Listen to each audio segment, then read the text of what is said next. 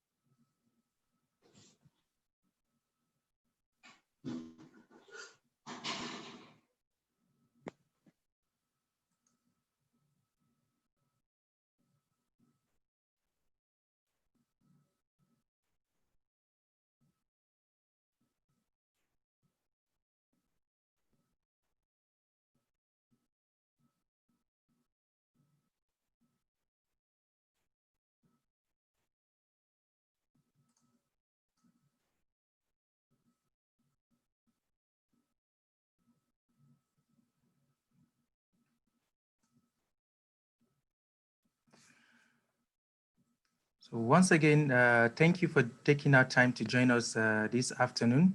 I have just been informed that our guest speaker is trying to wrap up a program which is involved in, and he will shortly join us.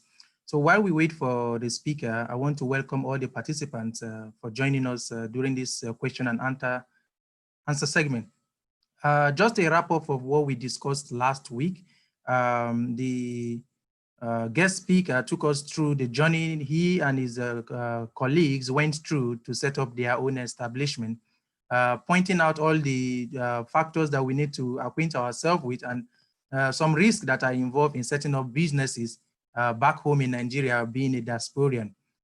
Just to begin the program, while we wait for the speakers to join up, at this time, I would like to call on the community chair to give the welcome address and welcome the participant for this particular question and answer section while we wait for the the guest speakers to join us for the program. So Dr. Adam. Hello, now. Yeah, the floor is yours, sir. Okay, thank you very much, brother. Bismillah ar-Rahman ar-Rahim. Alhamdulillah, summa salatu wa salam ala Rasulullah wa ala alihi wa sahbihi ajma'in.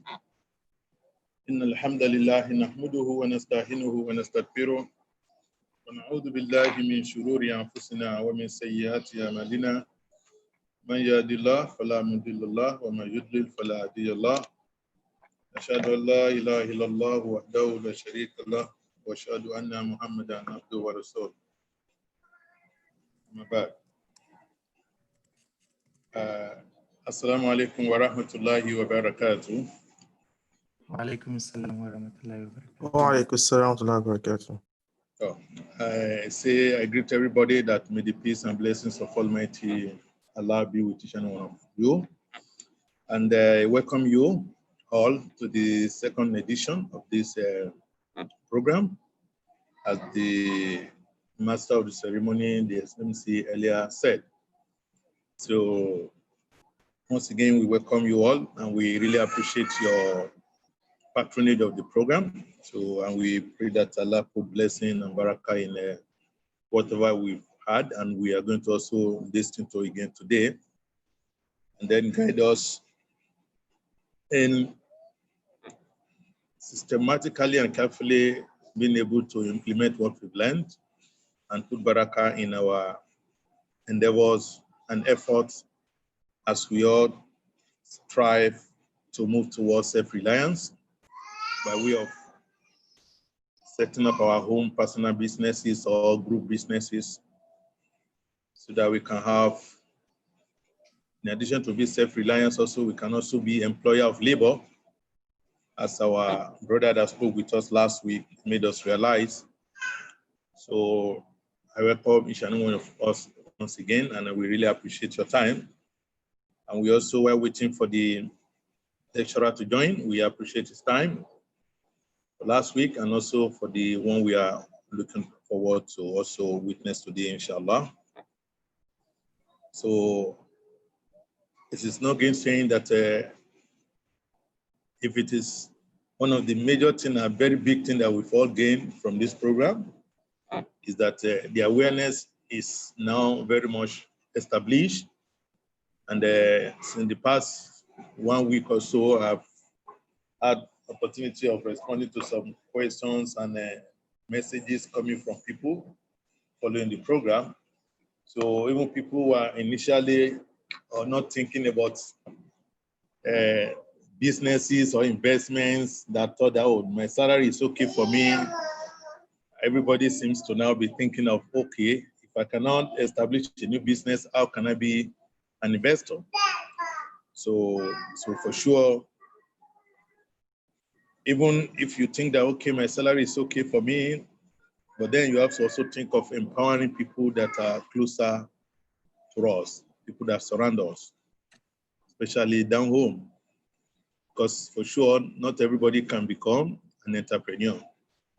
So there are some people, maybe due to their capability or capacity, financially, intellectually, or whatever, they might not be able to. So, but for those that have been blessed with this kind of capability and unique ability, I believe we shouldn't just allow our salary-based means of livelihood to take away that particular God-given unique capability. We should exploit. Let's explore the entrepreneurship in us, in each and every one of us.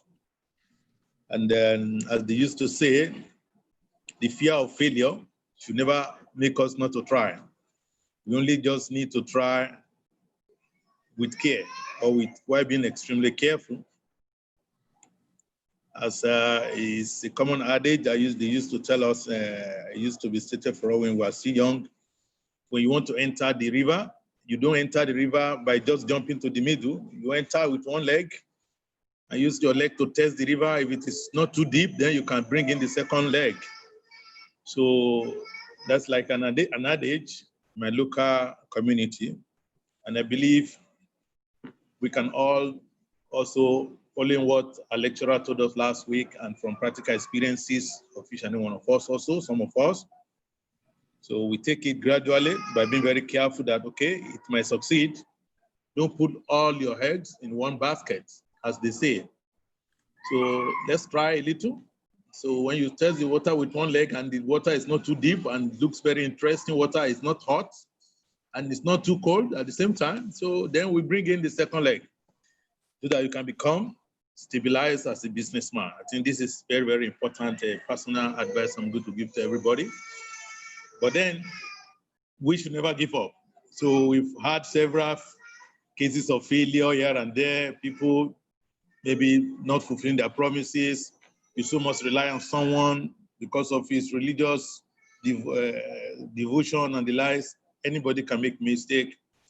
They might have made the mistake not deliberately, not because they wanted to defraud you, but because they themselves lack the capability to manage a business successfully.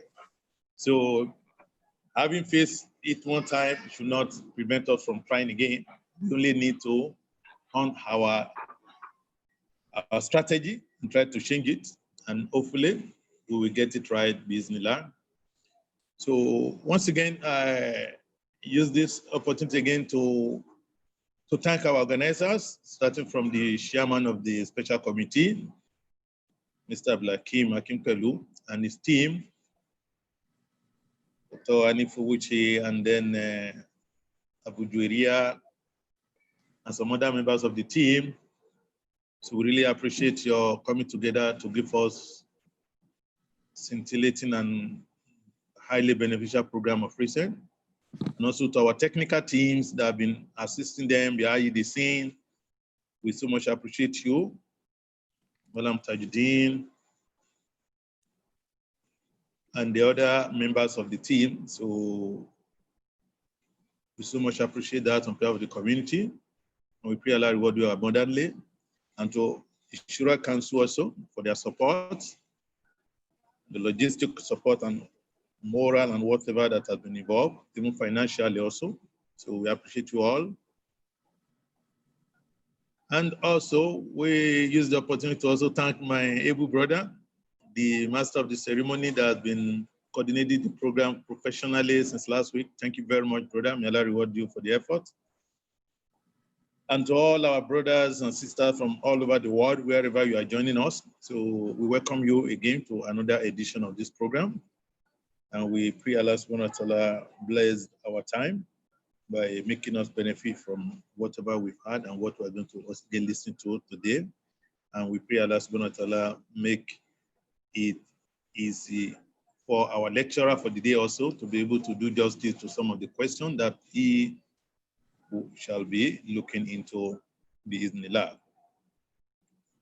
So with this, I welcome all of you to the program, and I pray Allah bless the program for us and put barakah in the time we are going to spend together. Wa sallallahu ala Sayyidina Muhammad wa ala alihi wa sahbihi ajma'in. Thank you very much. Assalamu alaikum. Wa alaikum salam wa rahmatullahi wa barakatuh. Thank you, Dr. Adam, for the welcome address. In case you're joining us right now, we thank you for taking our time to be with us this afternoon, or depending on where you are joining us from. It is good to inform you that the speakers are very much available and ready to take out, to answer the questions that have been raised over the course of the presentation last week. But for the purpose of those that are just joining us today, This is a webinar session that was organized to help inform and equip the diasporians on how best to set up businesses back at home to minimize risk and to ensure that whatever venture you have set up does not end up collapsing or you losing all your wealth that you have invested.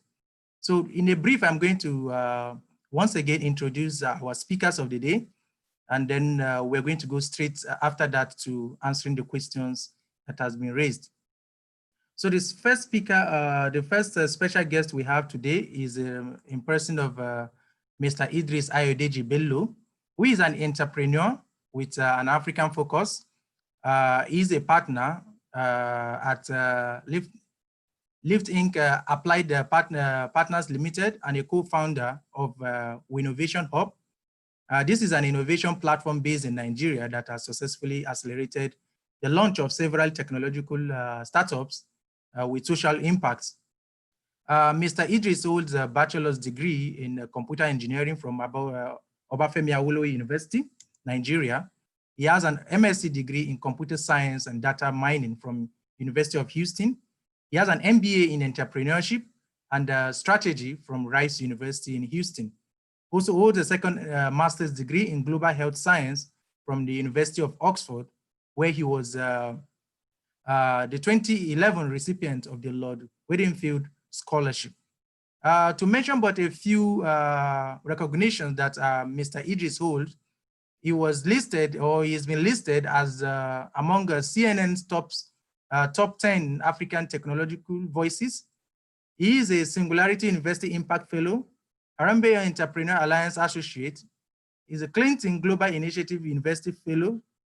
He's an MIT Global Startup Fellow, and he is a Dell Technology Award winner.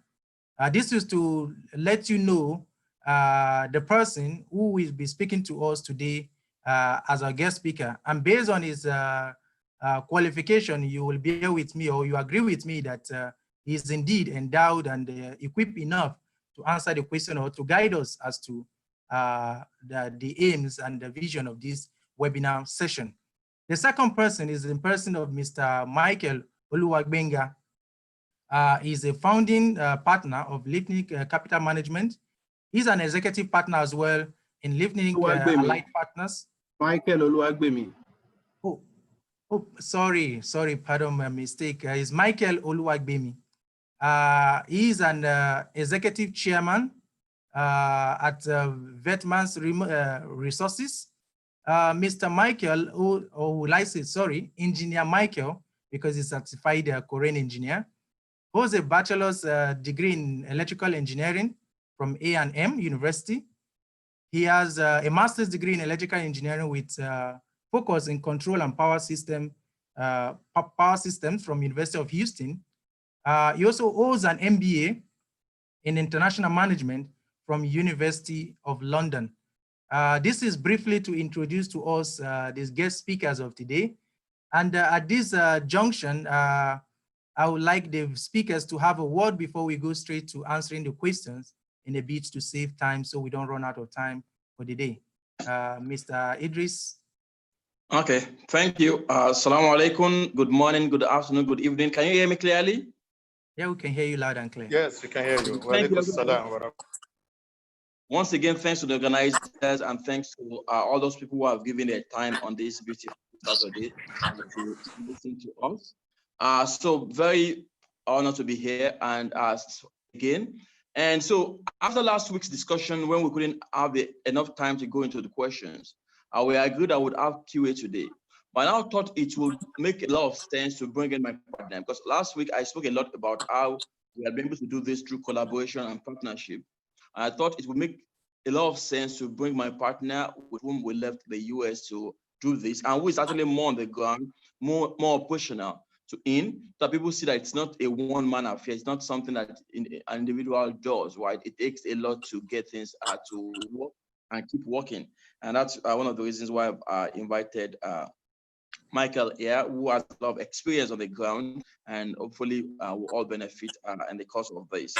And so I believe Michael is on there. But a couple of things you say about Michael. So before you allow him to talk, so I call him my Abu, but he's my Oga.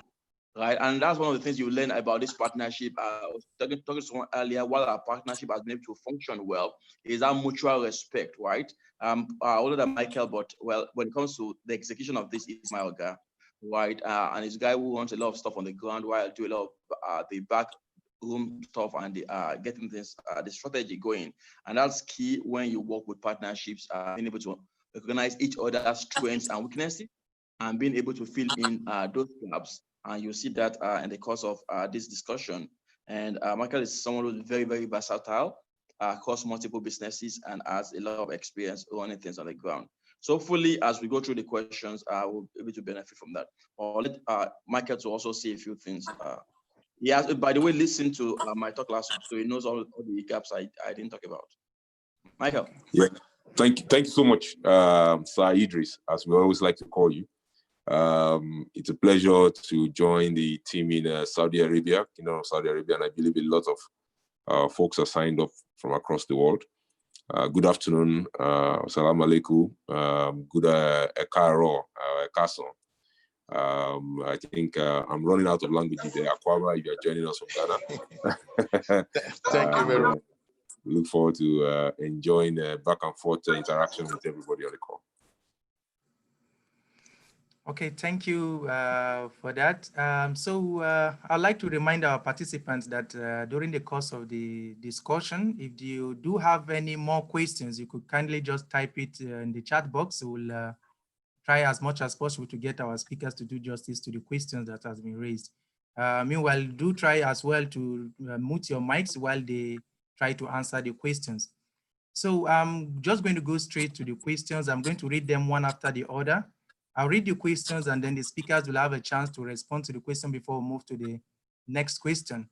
So the order in which the speakers will respond to the questions, I will leave it to them. So they both will decide who answers the question first, and if the other also has something to contribute, he could as well chip in something before we move to the next question. I believe Mr. Idris and I believe, is the arrangement okay for the both? That's fine. Yes, that's Let fine. me actually penalize you for mispronouncing our company name. It's Lofty Inc. So the company is called Lofty Inc. Exactly. So Lofty. I'll find you in Saudi Arabia later. We'll command that tonight. Okay. All right. Thank you very much for that correction. I really appreciate that. So the first question I have here. Pardon? Okay, I thought someone was saying something. Okay, so the first question I have here was that last week you made mention that you had to be on the ground, or you had you had a partner on ground before you had a successful business or the business kick-started. So the question is, what about investing with those on the ground with successful businesses, but who are only looking forward to scaling up their business? How do you look at this as a way to invest? No, definitely. So let me jump in that. So again, I think it's about due diligence, right? So I earlier last week about some businesses we had done from afar and invested in other people to scale that didn't work well. And that was one of the reasons why we decided to go the route of having someone on the ground ourselves, right? But it's very possible that you find a trusted someone. For instance, I still have friends in the US right now and the UK who have invested in us. So they're not on the ground, but they know us, they respect us, and they have invested in some of our businesses, right? So for you, it's about finding, so if you're not going to be involved, you have to take more pains and do more diligence to find the right people that you are backing and you are supporting.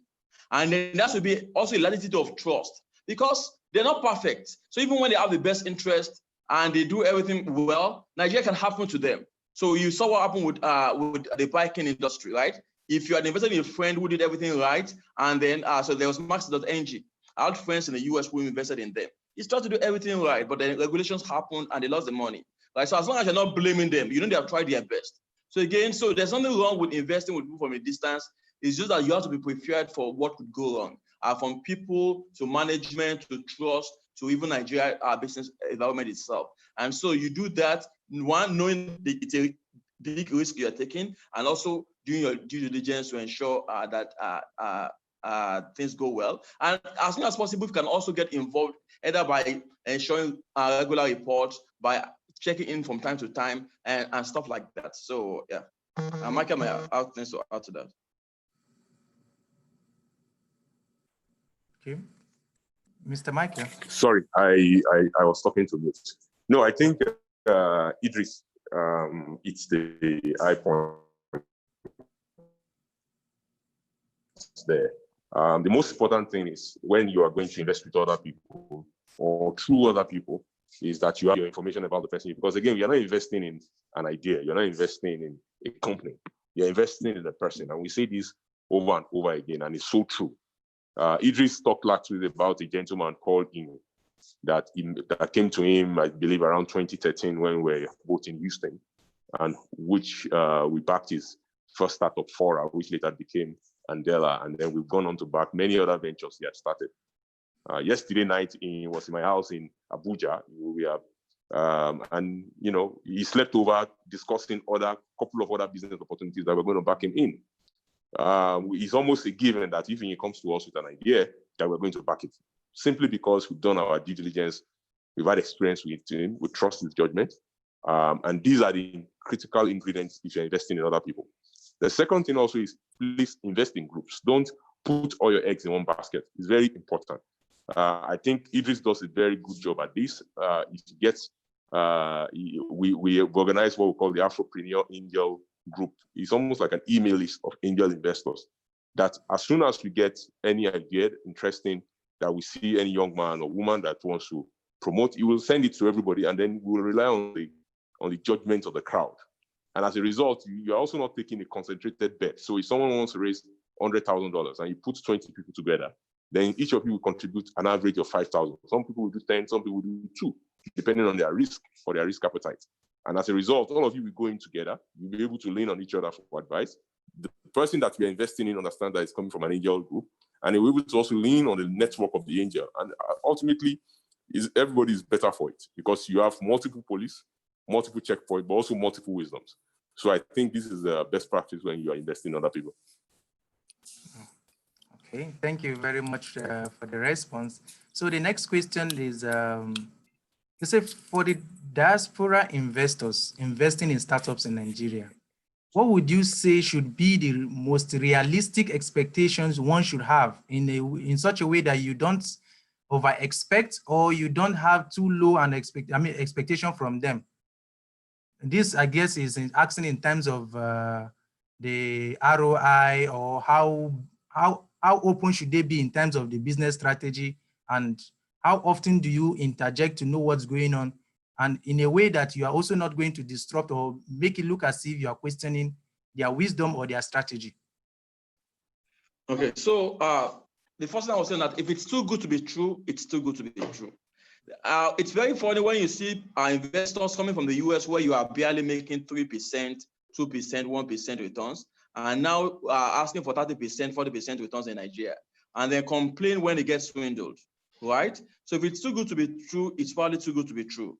So I think that's the first thing. So you need to manage your expectations when it comes to returns. I think that's very important. Then also, the way I look at it is when I'm investing in the person, right? It could go to zero. I think if you are not someone who has that perspective, who understands that business investment is a risk and you could lose your money, I think you're not ready yet, right? So again, several investments have gone to zero. But my take is usually is as a person put in their best, right? Are they doing everything possible? Anything could happen, right? So COVID could happen and all your plans could just go wrong, right? Go bust. So I think for you as an individual, you need to decide what's your risk tolerance level, right? Is it, okay, losing your capital? Is it losing, not making profit? Is it, what is it? And what's your, in terms of reward, what are you looking for? There are some people, they probably only would invest in business that are sure that would bring 10%, or that would be above inflation, I will be this. And I have some people who, they want short-term returns, even if it's small, so they can just put in more money and stuff like that. While some people are okay with the long term. Okay, just 3 years, 5 years, 7 years. That's what I want. So again, I think it goes back to the individual, understanding your own risk tolerance level, your risk aversion level, and your reward. So I don't think there's a firm thing that says, you know what, it must be 20% ROI per annum. It must be this. Even in the tech world, there are different things. There are businesses we have done that have only given 2x back to us materially, and there's those we have done that have given us 60x, right? And I think that's why we diversify, and that's the range there. And also, are you doing tech? Are you doing agri? Are you doing real estate? So in each different sector, there are also different expectations. So part of your own due diligence is to understand that sector and so what is the usual range of returns here. I'll give you an instance. Some people dabble into crops or into like palm kernel or seasonal stuff. Like people are making money from cashew or people are making money from palm kernel oil. And so in March, they jump into it because someone made money they made 30% returns in February. They have not done diligence enough to know that it's cyclical. So by June, when they think they should be making money and their own money has entered, that's when Nestle says, you know, we're not buying it anymore. Or Dudu Osun says, okay, we have bought enough for the year. And we're going to have enough that we're going to keep till January. And so there are 6 months that their own money is there, they are losing, and they start complaining because they don't do their due diligence. Or because the entrepreneurs has come to them with this very nice 100% return, 30% return stuff. Again, I think we should leverage our expectations, and we should manage our expectations and be realistic about it. Michael. Thank you very much. I think ROI discussions are usually very complex in the sense that it depends on the individual you're talking to, what their expectation in terms of return on investment should be. For those of us in diaspora, as Idris had mentioned, we are not just subjected. You're not just subjected to ROI expectation in terms of pure returns for your investment, but you also have probably concerns about foreign exchange impact. If there's devaluation, then your original investment suddenly starts returning negative. But I also have to point out that you must not enter any business just for the ROI. If you go into any business just for the ROI, you are almost setting yourself up for disappointment. I can almost guarantee it. You are going to set yourself up for disappointment, because the way it works is you win some, you lose some. And when you win big, that it erases all the losses that you made in those ones that you've lost. You make sure you limit your downside. That means you minimize your risk by taking certain strategic actions. One, invest in the sector that you understand. I think these are just basic things that you want to do anyway. You want to invest in the sector. You have a good sense of when things go down the drain, so that you know when to leave the table at the minimum. So your sector you at the minimum understand. 2, you want to also ensure that you invest with someone you have done your basic due diligence. Like I said before, it's about the person. It's about people. And I cannot say that more than enough. And thirdly is that it always gives you that residual expectation management when you also invest for social impact. If you've invested in a young man and you understand the number of jobs that he's going to create, whether he makes mistake or not, if the business goes to zero, he has created 20, 30 jobs. And you see that contribution to the national economy as your own responsibility, as I think responsible diasporans should think, then it will hurt less if that man comes back to you and say, look, I've tried my best, Nigeria worked against me, and I have to close shop. These are 3 things I would say are risk management postures you should take when you are going into business, not just for return on investment. Now, speaking about return on investment, as Idris has said, you don't want to invest for outsized return that you know you cannot even justify where you live today. And you also want to be very clear about the exit. So how does money come back to you? Is the business you're investing in, is it a business that promises profit share? Is it sensible for that business to promise profit share? If it's a cyclical business, it probably doesn't make any sense. I remember when we first stepped out to fundraise for Owoni Cocoa Ranch and Farms, which is now Vetman's Agri Partners. We first started and said, okay, we're going to try cattle fattening and going to do profit share on a cyclical basis.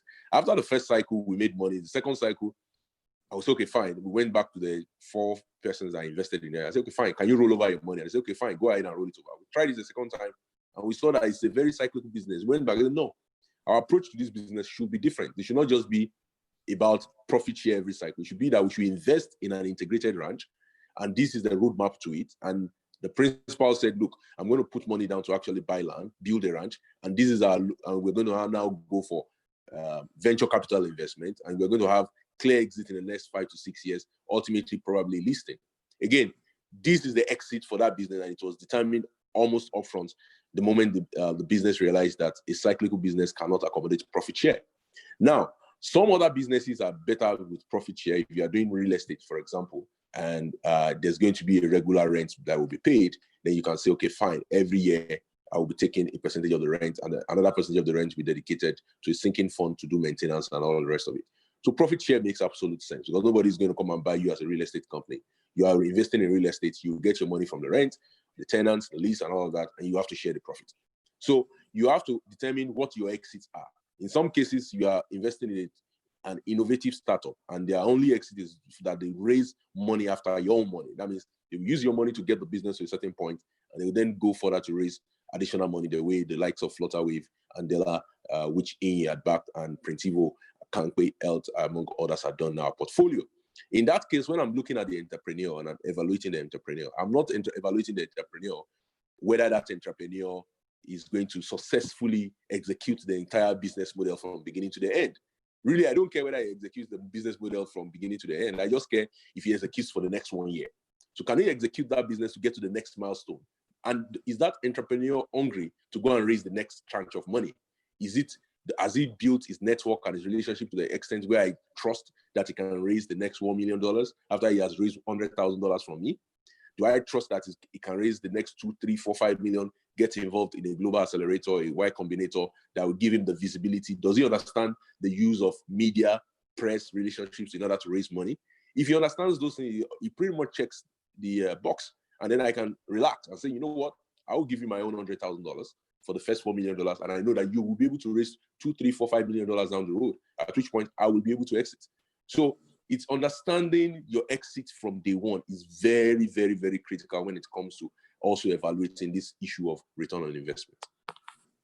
Oh, thank you very much. I think we have two questions that are related to what you've just said. You did mention of profit sharing and equity investment. And I think one of the questions is saying between the two, given that if you are a diasporian and are not intending to return to the country anytime soon, which one would be the most preferred option for you? That's to minimize your risk. Then the second also related question is, the business model. If you are supposed to invest, like this person is asking this question as someone who is planning to go back home soon. Now that you've seen business ideas work abroad and you intend to put them or implement the same idea in Nigeria, how do you manage uncertainties in the country, given that these ideas worked abroad and may or may not work in Nigeria? The question is from Mujib Karim. Okay, so let me start from the second question. An entrepreneur, by definition, is a risk taker.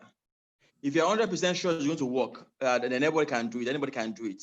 What makes it attractive is probably the fact that only a few people can do it, and a lot of uncertainties. But it's not for everybody, right? It's now you figuring it out. And so in that kind of situation, I think what helps is this. So if you come to me as an investor and say, okay, I'm going from diaspora, I'm going back home. And there's a large chunk of founders back in Nigeria that are entrepreneurs, that are diasporans who have returned back home, even at the point was in diaspora, right? And several other folks, right? And so they've seen ideas elsewhere and you want to take back home. The first thing is you have to understand what is the problem you are solving. Again, I always go back to that. It's not about the solution, it's about the problem. Your solution is not my problem. My problem is your solution. Let me say that again. For me as a client, as a customer, your solution is not my problem. My problem is the solution, right? So, it's about what problem are you solving with that thing you're taking back home? That it work in China does not make it's going to work in Nigeria. But what need is it meeting for folks, right?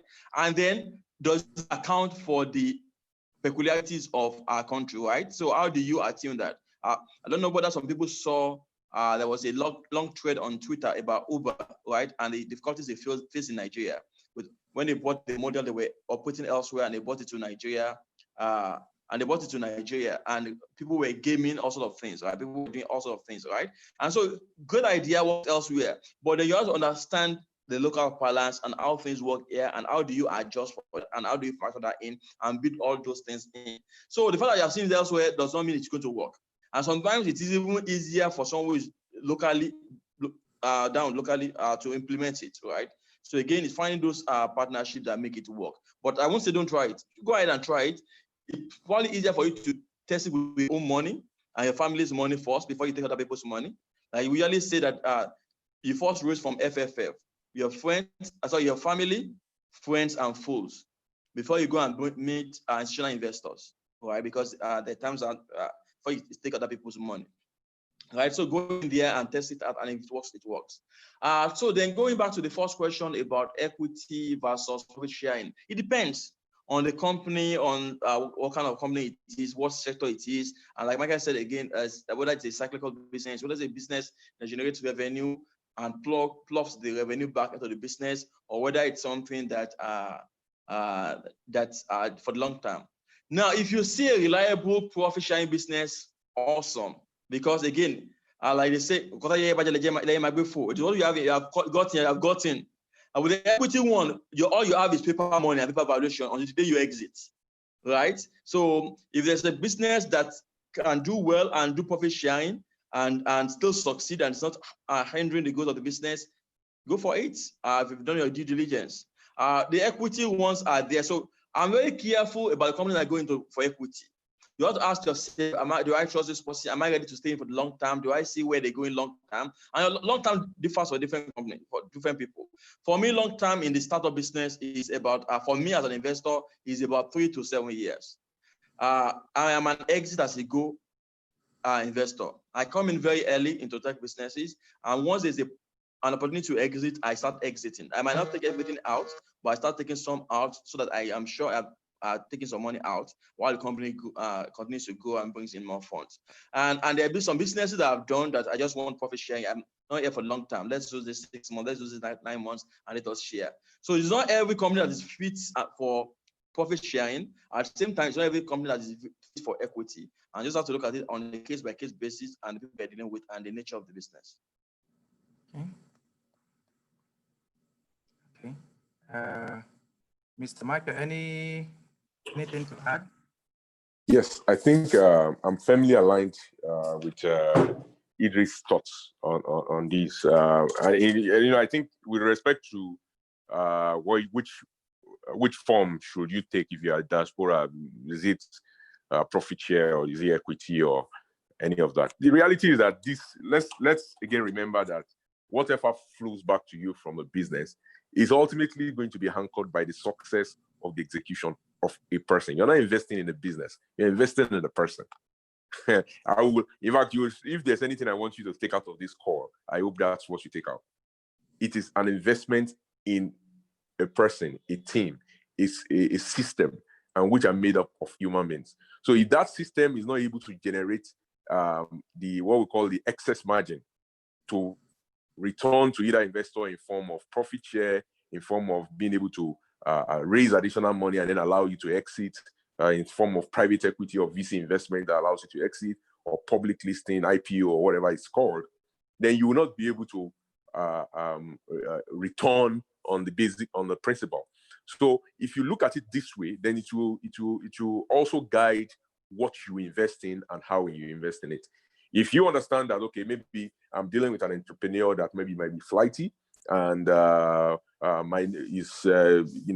his risk is more than what I would normally take, and so I need to be able to recover my money faster than usual, then you might go ahead and say, okay, I'm going to structure a revenue share transaction with that entrepreneur. But my experience is that already, because you are structuring it as a revenue share, you have handicapped that entrepreneur, and it almost becomes like a self-fulfilling prophecy. And so you might be able to get your money back in the first 6 to 9 months, and then the entrepreneur is crippled, and then your balance of your principal is gone. So rather what I would do is I will not focus on is there one particular way to return my money to me if I'm in diaspora. I would say, is the way I'm asking that my money be returned, is it suited for the entrepreneur and the business sector in which he's investing? That should be the question to you. So am I correctly structuring this transaction in such a way that it is suited to the entrepreneur, the entrepreneur that I'm trying to back, the person, the human being, the team, the systems, the processes I'm trying to support, and is it suited for the sector in which they find themselves? Like I said, if you are doing a real estate transaction, you will never get an IPO. It's not unless you are building some kind of innovative real estate company, which is not that many. It's not that many. I mean, the way we build houses, the way we build house. You almost will end up having some kind of revenue share, profit sharing mechanism to have money returned to you. That sector is that sector. There's not much you can do with it. Now, if you go into another sector like agriculture, there's a whole lot of structuring opportunities for you there. If you go into technology, you even have more options, but you must make sure that it is suited for the entrepreneur and the sector in which they find themselves. So let me actually jump more on that, Michael. So again, I think it's also about how short-term or long-term the opportunity is. So I'll give you two different instances. Let's take the speed of agric, right? So you have a Wonogogo farms. Yeah, you guys have built a ranch, you're doing selling meat, you built a slaughter lab, you built delivery. So you build an integrated business. So I can see a business there that someone else will come and put money in tomorrow to improve my valuation. I can see a business there that you raise more funds for me to go out. I can see a business that someone can acquire and run. And so it can convince me on putting equity. But if another person comes to me and says, I have Ajanle Cocoa Farms Limited, and our business opportunity is just we are going to sell rounds at a later time. And I say, fine, it's a good business. And he tells me it's equity. I say, well, you and we are doing equity. Okay, what's the profit sharing? 30-70. Let's do it and let's track the animals and see how many you sold. And return my money, let me move on. Right? So again, it's about what you have built. And then I have to look at it. Does it make sense to do equity long term? Otherwise, you're talking long story. Equity that you never get anything out of. That's no equity. You just have the paper shares. So again, it's about examining that. So I'll give another instance. So during COVID, some people came to me and were talking about making some PPEs, right? And we went back and forth of, okay, do we do equity? Do we do profit sharing? And there were two ways to look at it. One, if you're just looking at the opportunity, right? There's an opportunity in COVID to make PPE and stuff like that. Profit sharing straight away makes sense. But if I saw something more in the team, I said, you know what? Even though you guys are making PPEs, I think there's more in this sector for you to do. I think you have something in it, you guys. You have a team. You have something that we could build and develop over time. It might make sense rather than us sharing any profit now. It might make sense for us to build a company for the long term. Then at that point, we're talking equity. You get, so again, you have to evaluate each opportunity and the people behind it before you decide on what way you're dealing with them. Okay, thank you very much for that. The next question that follow up very closely to the sector you just mentioned, which is agriculture, and the question has to do with the cattle ranch. He said, you've already answered the question by saying you bought the land, I guess. This person, Mr. Tajuddin, is asking, what is the size of the land and how do you manage a farm, considering that you are not based here? That you did mention during your presentation. You should kindly share more light how you will, how to guide, or what should be the guides to people in investing in animals or agricultural sector, knowing fully where you are not on ground. So I'll actually let Michael handle that to talk through why agric, what we're doing agric, and the journey from then till now. Because I think there's a lot of benefits so sometimes you just see the final product, they don't understand where it's coming from. So Michael, the modern I call him a combination of a kitty headsman and Alakwata. Well, I think our story is, let me just give the background. Idris had mentioned when he started off to say that your solution is not my problem. My problem is your solution. And so if you're going into any farming, any business, and especially agriculture, you must be dead focused. And focus in my world means following one course until successful, because you will face a lot of trials and tribulations, especially in this climate when you are solving a big problem. For the ranch business, the integrated ranch business, which we now call the Vetman's Agri Partners, we were solving not just a meat problem, we were solving a protein problem. And I will give you some quick statistics. over 90% of the animals consumed in Nigeria is, of cattle now consumed in Nigeria is imported. If I didn't tell you that, you won't know it. 90% of the animals that you consume in Nigeria comes from countries, surrounding countries, Cameroon, Niger, Burkina Faso, Central African Republic, Mali. All of those countries are the ones that produce the animals that end up in Nigeria. When they get to Nigerian borders, they then make their long journey to the main markets, where 75% of animals in Nigeria are consumed in 3 states, Oyo, Ogun, and Lagos. 75%, let me say it again, 75% of meat, beef in Nigeria is consumed in 3 states.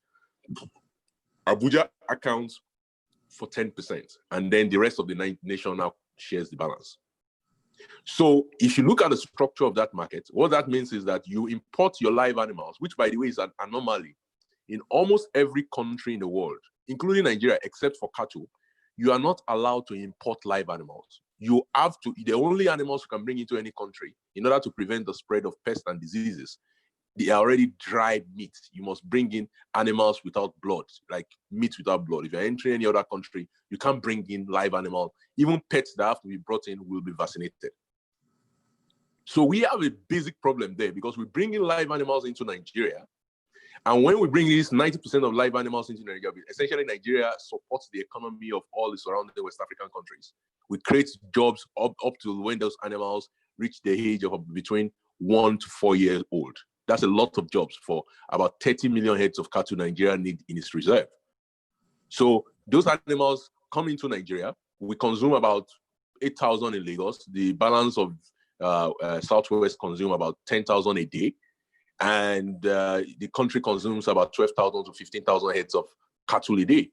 If you have an average animal of 4 to 5 years old, that means you need about 30 million animals constantly being, if you are killing 15,000 today, you need to have 30 million animals growing up somewhere in Nigeria for you to be able to meet your demand the next day. You can do the math. Just do 15,000 multiplied by 365 multiplied by 4, which is the average age of any animal slaughtered in Nigeria. So you can understand the enormity of the problem. It's a big problem, right? You need to have 30 million animals growing on cheap food before they are ready to be slaughtered. Animals consume a lot of food. The idea now that these animals will be brought from the border and walked to the market, because the market, let's remember, is all the way in the extreme south. The source is all the way in the extreme north. So they have to walk. So these animals will walk about 2,000 miles sometime, all the way from Sokoto, from Mubi and the rest of it. And in the process of walking, they will have to eat food. It's not because the herdsmen want to destroy the farm, it's because the people demanding the meat demand their meat to be reasonably priced. And I will tell you the end result, by the way, when I get to the end of this conversation. Those animals will have to eat cheap food in their 4 years of existence before they get to your plate. Because if they eat like the way they eat on my ranch, which when we started the ranch cost us 900 naira a day to feed one animal. Now we've been able to lower that cost to 150 naira a day. But still, you can agree with me that even most lower class people in Nigeria, drivers, maids, do not use 150 naira a day to feed. So the end choice animal that you get in a ranch is quite expensive. But these animals have to eat cheap. So they move through lands, and then they will have to confront and meet with the farmers. And then the farmer's crop will be ravaged. And then the farmer will protest, and the farmer will rustle the animal, and then the herdsman will fight the farmer, and people will die. Okay? Now, those animals will also walk 2,000 miles. They will get to Lagos, they are emaciated, they are tired, they've been subjected to 2 to 3 seasons in the rummaging in the forest. And then the animals are tough when they are slaughtered in unhygienic conditions. And then it costs us about $6 billion a year of lost human productivity when we eat meat that contains typhoid and tuberculosis and salmonella. And another $156 million a year to treat those diseases. So you can see that the entire value chain from production to importing it or logistics of moving it to fattening, which should be done, which has not been done, to even the feeding of this animal, which is expensive and should not be expensive, to the slaughtering of the animals, to the provision of those animals to your plate is broken. And as a result of it, in the whole world, among 182 countries, Nigeria ranks, we rank about 170 in terms of protein consumption. Even Niger Republic, which is poorer than Nigeria. Akwai problem na kika. Hello.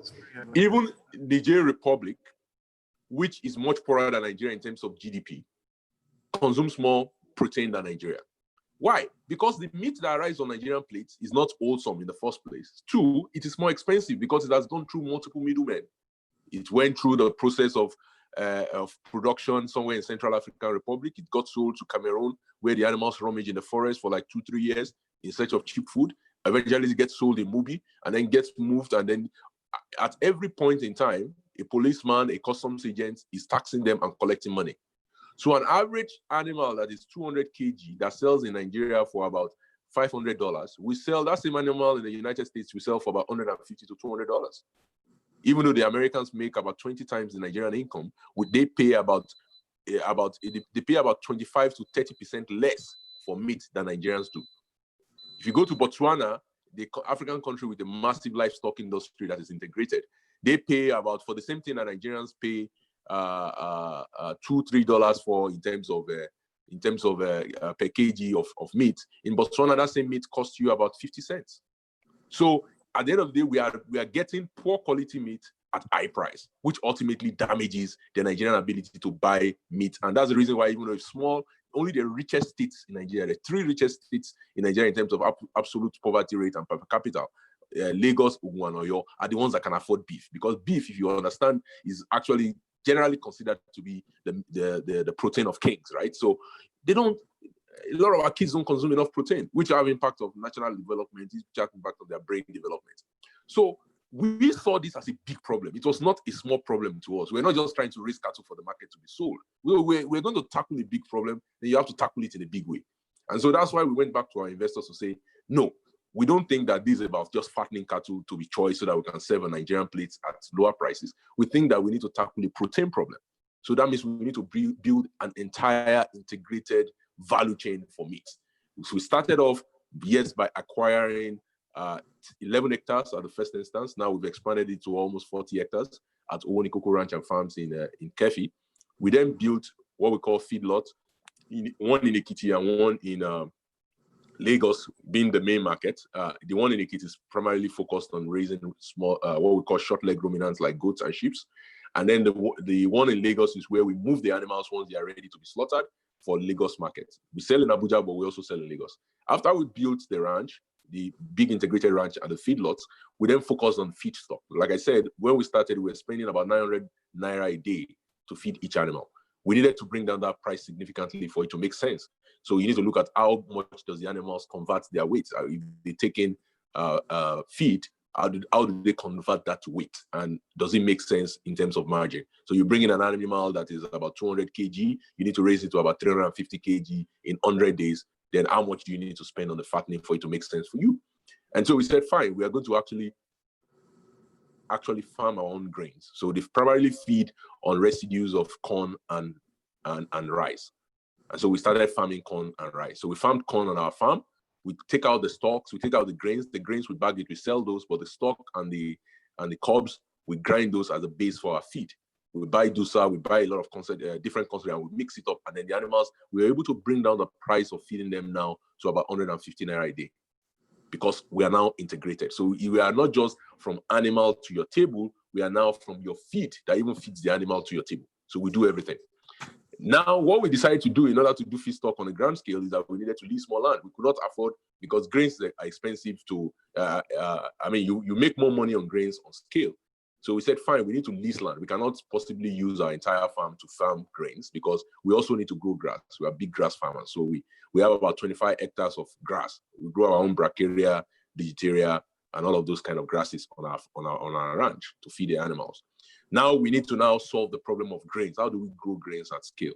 So we did our research. We identified what we call the river basin development authorities across Nigeria and the massive land they sit on, but that is not being used. Most of those land are sitting on irrigated lands that the federal government had invested most of the money Nigeria borrowed in the 80s under the Paris Club and London Club regime. And these were used to build flood control dams, but also that can be used for agriculture and power. We did our investigation. We participated in what we call the ERGP Focus Labs in 2018. We made a request to the Federal Ministry of Water Resources. We allocated 200 hectares at Doma Dam. So at Doma Dam now, we are farming on our own farm allocation, developing grains on our high yield grains on the 200 hectares. And we are also partnering with the community through the Anchor Borrower program to even grow more grains on more land. So the idea would be that we now bring grains from Doma, we process it at a Onikoko farm, it becomes feed, and then we push it to our animals, and then we sell the actual grains, both maize and rice. So we essentially figured out how to integrate the feed side of the problem. Now we said, fine, if we have figured out the feed, we have figured out how to get animals, we figured out how to fatten them, we need to sell those animals cheaply. Because if you go into ShopRite today, you will pay about 2,100 naira per kg for every meat or beef that you are trying to buy. If you translate that into naira, even at the ridiculous rate of 450, you are easily paying $4 per kg of animal. There's no way you are paying $4 per kg of animal, even in the US, or even in the most expensive countries across the world. So we say there must be a better way. The better way has to be that we have to go directly to the consumer, which is why we developed the BT Mart chain that opened up last week in 3 locations across Nigeria as a first step. So if we figure out the front end facing of the market, where we are the ones actually doing from the feed to the production of the livestock, to the processing, and then to the delivery to your tables, then we can be able to sell meat at about 20-25% discount to what you will get in your big box stores, and which is competitive with the open market. Now, it's not the cheapest. It's still is now equal to your open market, but at least you know that it's better than meat that will contain typhoid, tuberculosis, or all kinds of diseases that will ultimately make you sick or kill you at the worst case scenario. So now families can order their LD beef, and they know that they can guarantee the source that the beef is coming from. So we begin to change the culture, and we begin to, the way people access and get meat begins to change. People are now used to hygienic halal meat in terms of what they consume on a daily basis. And then they can now begin to say, okay, fine, if I'm doing this to beef, we can do this to fish, we can do this to ruminants, other short-leg ruminants as well. And then we can consolidate the protein value chain. Once you consolidate the protein value chain, then you start seeing the upstream, the production end start to consolidate as well. But if you do not have an integrated player that can begin to consolidate the sector, where people now start responding to fattening animals, having farmer fattening out grower programs, then you cannot change that sector. So the point I'm making is that you do not necessarily have to do it the way we've done it. So you don't have to go and say, oh, the Owonikoko bought land, 40 hectares. I too have to go and buy land 40 hectares. Question is, are you solving Owonikoko's problem? Maybe not. Maybe you are just solving a problem around your community, and you want to just produce and you want to sell. Maybe you are just trying to produce for a corporate, which we used to do, and we still do quite that because we supply ShopRite and Spar. Maybe so your own problem have to determine, does it make sense for you to buy, or does it make more sense for you to lease? Like I said, we are not just buying, we're not just leasing, we are doing both, depending on the part of the value chain. We are leasing land for grains, but we own our own land for livestock. So this is a long answer to your short question. I hope I sort of touched on the key point. Thank you, Michael, for that very long but very important answer. And I wanted you to, that's one of the reasons why I wanted Michael to come on. Because when we talk again, I said something last week and said, as a diaspora, when you're coming, you can't come to play at the same level and compete with the same people you have left, you have been on the ground, and Mama was selling this and telling that. What are you bringing differently? What can you do that he cannot, so that you're optimizing, you're adding real value? And at that point in time, then you are talking about returns and you're employing people. So look at that chain as described, a number of people who are involved at each thing. And if you look at our staff, I would say probably the average age of our staff is probably 30 or less. The people running this, from the farm to the meeting mat, the guys who, Femi who came up with all the meeting mat ideas and stuff like that. Femi is probably 20 something now. Michael, what's Femi's age? It's 26. Yeah. 26, exactly. So it's 26, and it finished from you probably less than 3-4 years ago. No, wait, just served. When did it serve? It served, I think, 2 years ago. 2016, 14, 16, 17, yeah. 17, exactly. Again, but it's about being able to get those young people. There are resources that we can bring in by virtue of our experiences in the diaspora. There are networks we can bring in, but then finding these young people and letting them run with these ideas and supporting them. And I think that's part of the value that I see. So as diasporas come, what can you bring from outside that then find local partners, local people who also are what they can bring by virtue of being on the ground, and bring that together to actually build things that scale. Otherwise, we're not moving the needle. Thank you, Michael. The responses has really been very engaging and enlightening. I can see lots of comments on the comment section and even on the WhatsApp group. I think our participants are really happy hearing this. So the next question is that during the course of the presentation, you made available, or you you showed some of the investment opportunities. You say, what are the possibilities of investing in one of the listed existing businesses in your presentation? Also, what is the minimum amount that will be required for someone who is interested in investing in one of the businesses you did mention during your presentation? The question is from Dr. Nuruddin. Okay, so let me answer that. So ordinarily, I do not take investment from people, ordinarily. So I'm not kind of person to come out, I have 1 million, where do I put it? I was go and look at one cooperative or there. However, we have some vehicles that from time to time we raise funds through. So one of them is Lofty In Capital, like I said last week.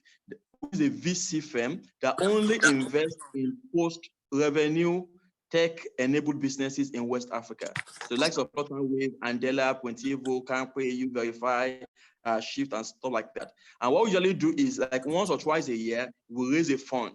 We'll have a prospectus that goes out and we raise a fund. Last one we raised, and we just closed a $1 million before COVID. So probably for later in the year or early next year, we'll start to raise another $5 million.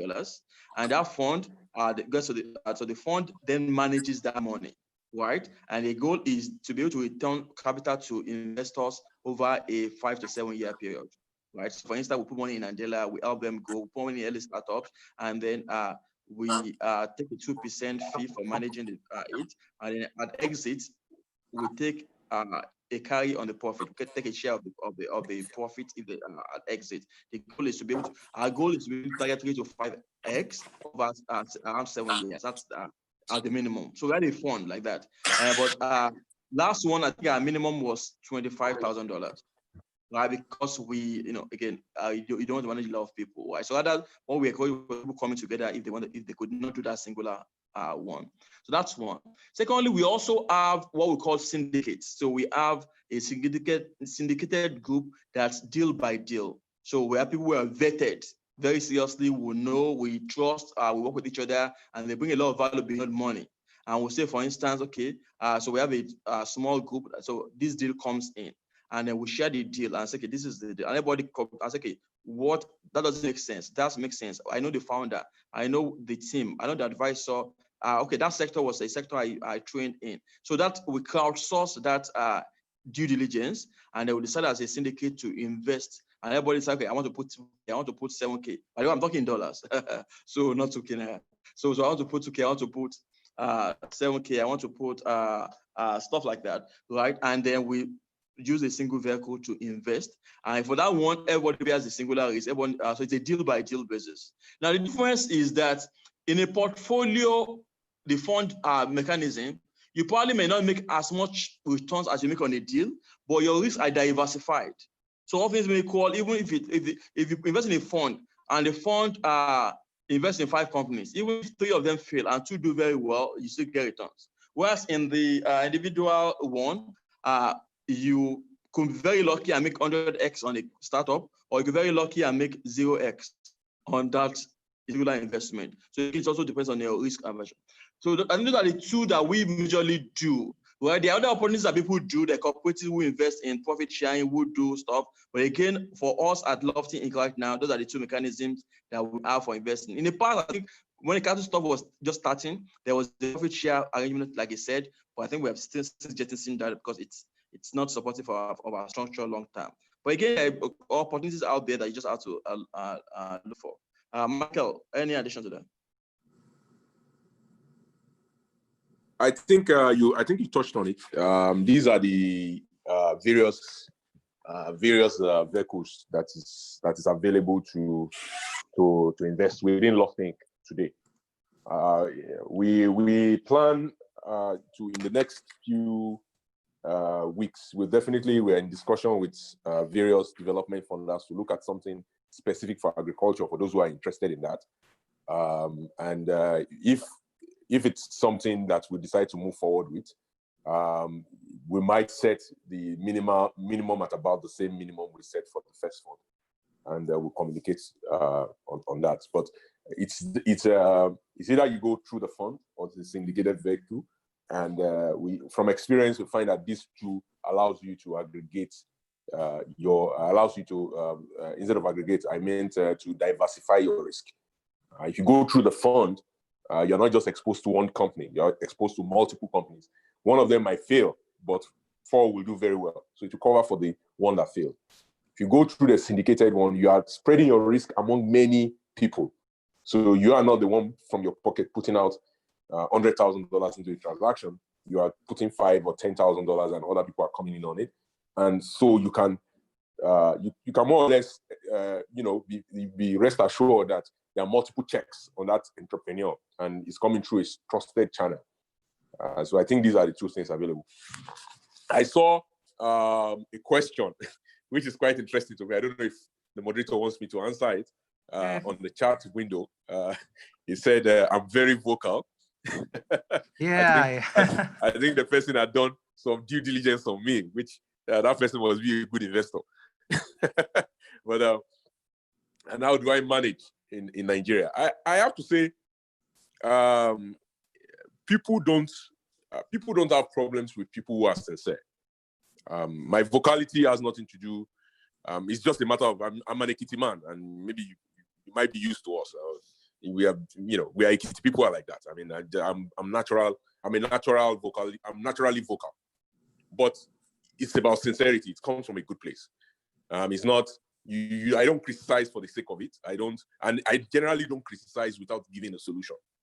So from that place of sincerity, I think that's the most important thing if you are outspoken in this part of the world. You don't want to be eating with your left hand, with your left mouth, and be saying something else with your right hand. You want to be sincere, you want to be straightforward, and where you stand, people know it from day one. And so they will not, I've never really experienced any problem. I actually think people appreciate the sincerity and the vocality, the ability to speak your mind out.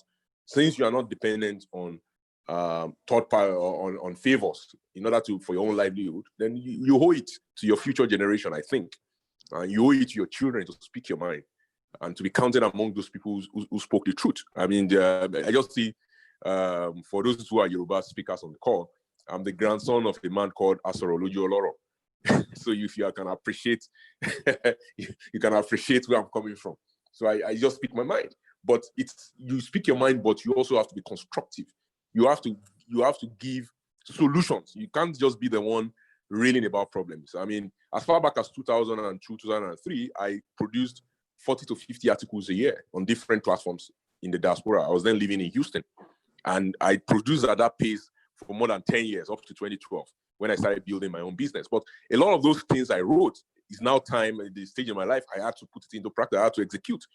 And I had to also report on my failures. I'll fail, just like any man, any leader or any follower. You will succeed and you will fail. But you have to be honest and sincere to people that read and follow up on you and say, this is what I've done, this is my failure, this is my success, this is what we can do better. You should never criticize for the sake of it. You should criticize and give solutions. And that's one thing I try to do in my own little space. In terms of government, I think by and large, if you are solution-minded and you are providing solutions for the government, you can criticize them.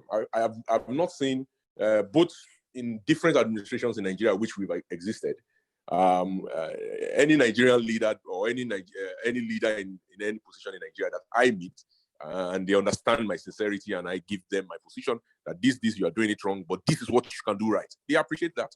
It's free consultancy after all. None of them sent me to university or to postgraduate, and I'm providing them free solution, and I'm not taking any fee for it. So I think this is what we have to keep at the top of our minds. Okay. Thank you for the responses so far. So the next question is about domain experts.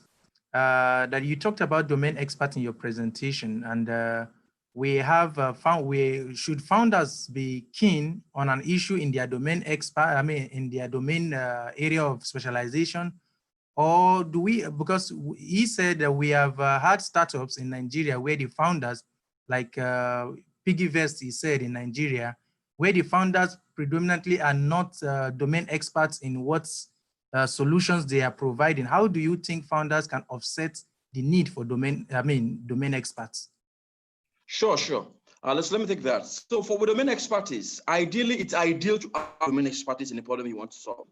However, if you do not, but sometimes domain expertise can also be a negative. where you can't see from outside in. And so in some areas, someone who is not even in that sector could even be the one who upends that sector, right? And brings an idea from out of field, right? But then it is understanding the problem enough that even when you do not have domain expertise, you bring together those who have it, or you're able to learn it. So for instance, a lot of people today do not know that Ayodeji, who co-founded Andela and Flutterwave, was not a programmer. He studied law and media in the university. But he found a problem, he had a passion, it was good enough, and then he put in a team. And I was saying earlier today, I was on a Zoom session earlier today with NOSFAT, and I was explaining to them that going to a point with Inyi that if he brings an idea, he has not even built it up, we'll back him, all things in a call, right? And so we've backed him, now we backed him about 5 times, right? And exited about twice. And a lot of these places are not even places where he has exact domain expertise, but he's been able to prove himself on one, understanding problems, bringing together a team that can execute on it, right? And sincerity and integrity. So sometimes you might not be the one who has domain expertise, but can you bring together those who have expertise? I used to joke with my colleagues. So when I was getting my third master's from Oxford in global health, I was the most playful person in class. And I told them, I'm not here to get a distinction or anything. I have nothing to prove to anybody. I'm just here to get all your email addresses. So in the future, when I'm building something in health, I just call you, come and build. Right? I find the opportunity you build. And that's where the stage I am in my life. I don't have to have domain expertise in anything, in everything. Right? So it's about finding those who have it. And that's why I love being friends with a lot of people with PhDs. They can be publishing a paper, we'll commercialize it for them. Right? So again, if you don't have the expertise, be humble enough to know what you lack and be able to bring in people who have the expertise. Yeah. Michael? Yeah, it's about team building. I think the owning a startup, building a startup, or building a company is a position of leadership. And there's no domain expertise in leadership, right? But you must have the humility to know what you don't know, and then be able to find people that know it. In fact, Idris always says something about human resources in Lofting, that if we are hiring any new person and that person does not raise the average, then that's a bad hire. So for the person to raise the average, the person has to be better than all of us who are already in the company. So the people you hire have to be better than you. So for me, a startup leader or a company leader that I'm about to invest in, one key thing is the person good at, does the person have an high emotional IQ, an EQ that is high? Because the EQ is very important in terms of managing the team, identifying, having the humility to know that, okay, I don't know this, I need to bring somebody that knows it, but still being able to manage that person, being able to inspire that person, being able to motivate that person to deliver, to perform. And human beings are not cookie cutter. In fact, you will find out that in business, from my own experience, I started my first business at the age of 13, and I sold that company at the age of 15, and I've been selling and buying businesses since then. The reality is always that the biggest problem or issue that any business will confront is human. It's not technical, it's not operational, it's not government, it's not regulatory, it's not taxes, it's human. So if you have a leader that knows how to manage people, both up and down, then that leader is going to succeed. So it's something that you cannot really, you can't evaluate quantitatively, but it takes knowing the person. And it's also a leader that knows their limits. The EE that we've used that example among many others that I will give you example, including the guy that started Metric, Ayodeji, who I also think is a very good example of a startup leader that sort of knows what they are good at, and they have partners that cover the other areas. One thing I realized about them is also they know when it is time to move on. You see, great leaders also know when the ovation is loudest and when to leave the stage. And he started Andela, and when it was time for him to move on, he called us and said, gentlemen, I'm moving on. I'm going to start another company called Flutterwave. And when he was done with Flutterwave and he's put it to where, and he said, I'm fine. The company has outgrown my capacity. So the ability of a leader to accept and to understand that it's not just about owning a job for the rest of your life, but being able to say, I've achieved my own goal, I've set this going, and I've built a team that can keep it going in my absence. and move on to the next big idea. I think it's very important also. So these are things that we have to understand when you are choosing whom to back and whom to invest in. And it's at the end of the day, it's not just domain expertise in their specific area. It's like Idris mentioned, understanding the problem, preferring the solution, and building teams that can execute on that solution. Because it's all about execution. Ideas are cheap. I always say ideas are cheap and actions are expensive. The moment you go from ideas to actions, then you start spending money, and the mistakes become expensive. But anybody can have an idea. It's very cheap. I mean, for every point in time, I joke that if you have an idea this morning, 10 people across the world have the same idea at the same time as you. It's very cheap. But the moment you go into action, you take action, then it's an expensive situation. So we need to make sure that we have people to execute those actions in order to achieve success. Yeah, so just to add to that too, I'll give an example. So there's a lady we backed, actually female-led team, both founder and co-founder in Egypt last year, Shifa. They are an online pharmacy. Now the founder was not even a pharmacist. But what happened was the lady had cancer, right? And while she had cancer, she was living by herself. She found it difficult to get her medication regularly.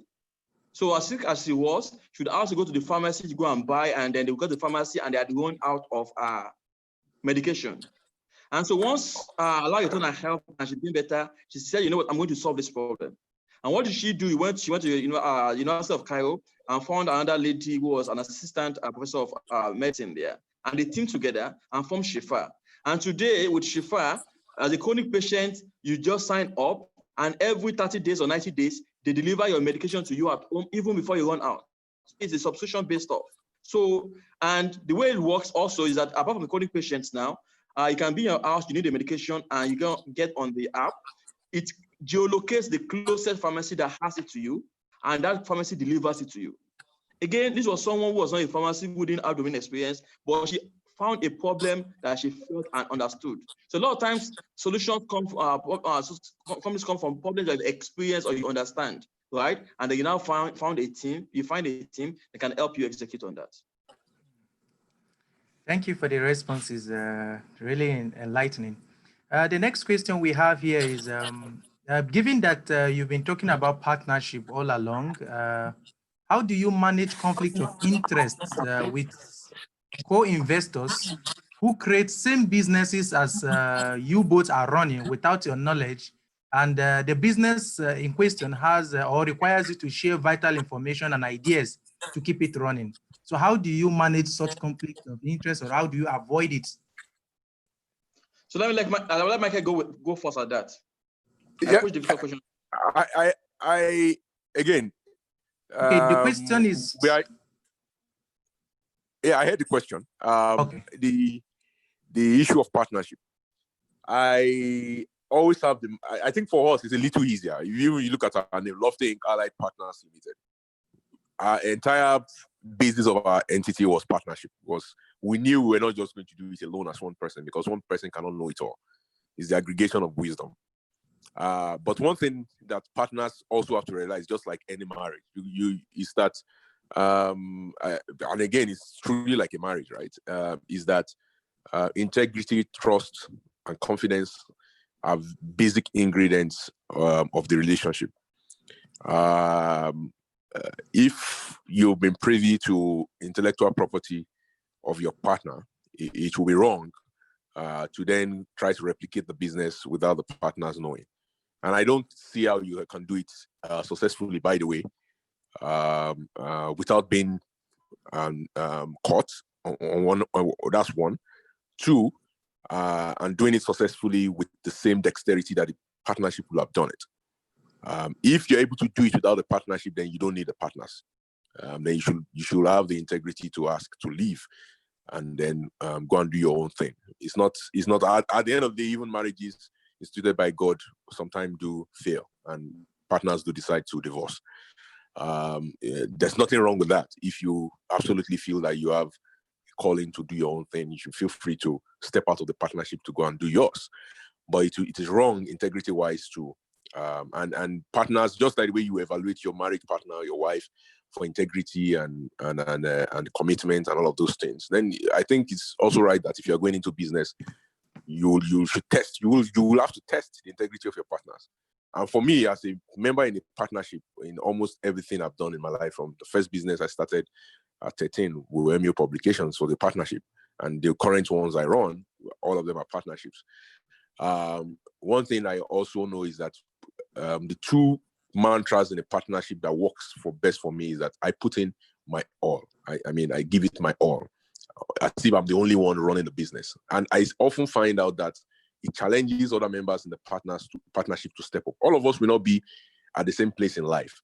Sometimes we have natural ups and downs. I remember when I lost my dad, I was almost unavailable for this partnership for like for almost 6 months emotionally. Idris experienced the same thing. Dami had experienced the same thing different times in his life due to other issues, personal issues. And what happens is that people then know that you are facing a personal problem and give you space, and then they step up to cover for you. And that is fine. But we don't take advantage of each other. We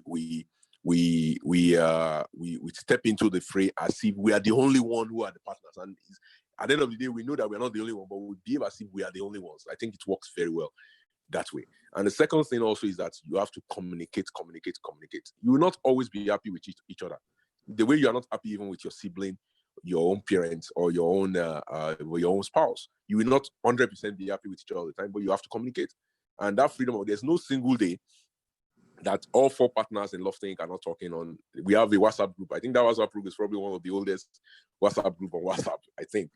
Because I'm sure the first moment we could create WhatsApp groups was when we started it. And we've been operating that WhatsApp group and it buzzes every day. We are always talking. Even if for a slightest thing, we ask questions, we come back, we and then disclose.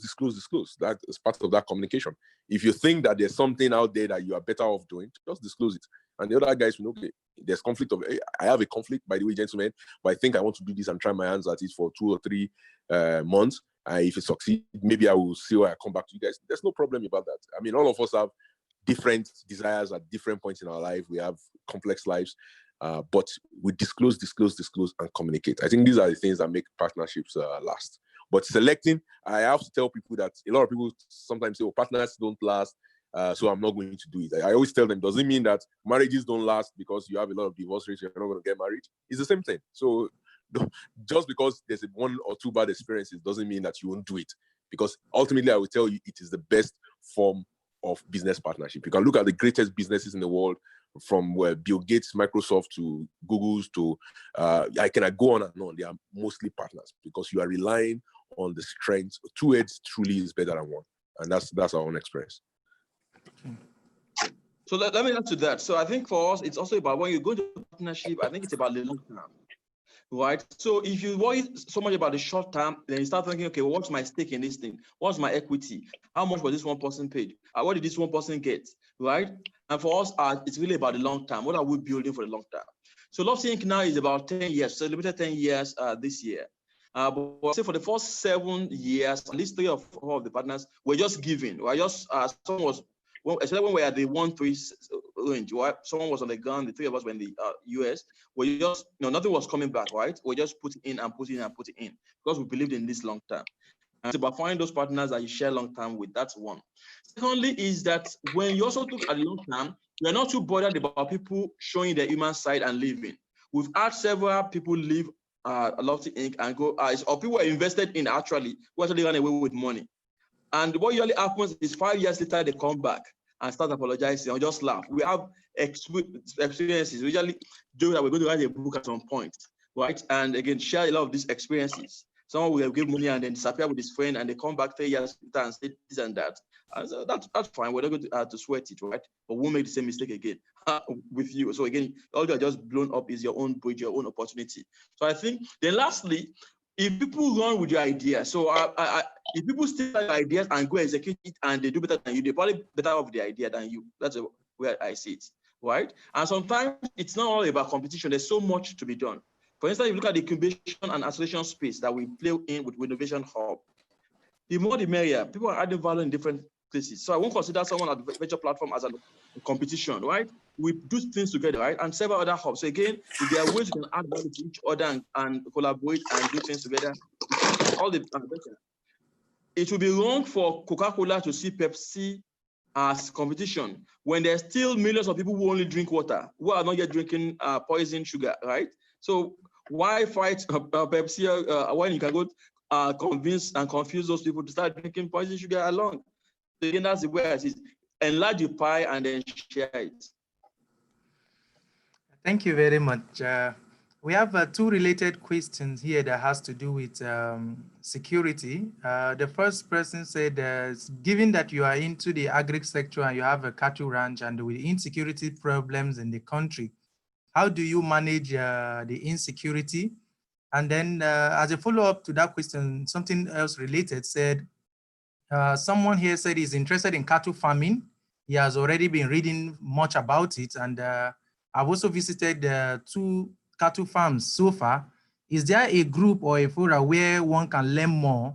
Or do you guys have an opportunity where somebody who has interest in that area of agriculture could as well come in and learn from you and then go ahead to set up his as well? Yeah. The first question is, can you remind me again, please? About security. Security, okay. The issue of security, again, you have to know the unique sector you are going into. So definitely security borders looms large when it comes to livestock, because each livestock attracts is a big store of value. So it's easy for someone, if someone gets 1 cattle, that's 200,000 naira at some time, maybe 250,000 naira.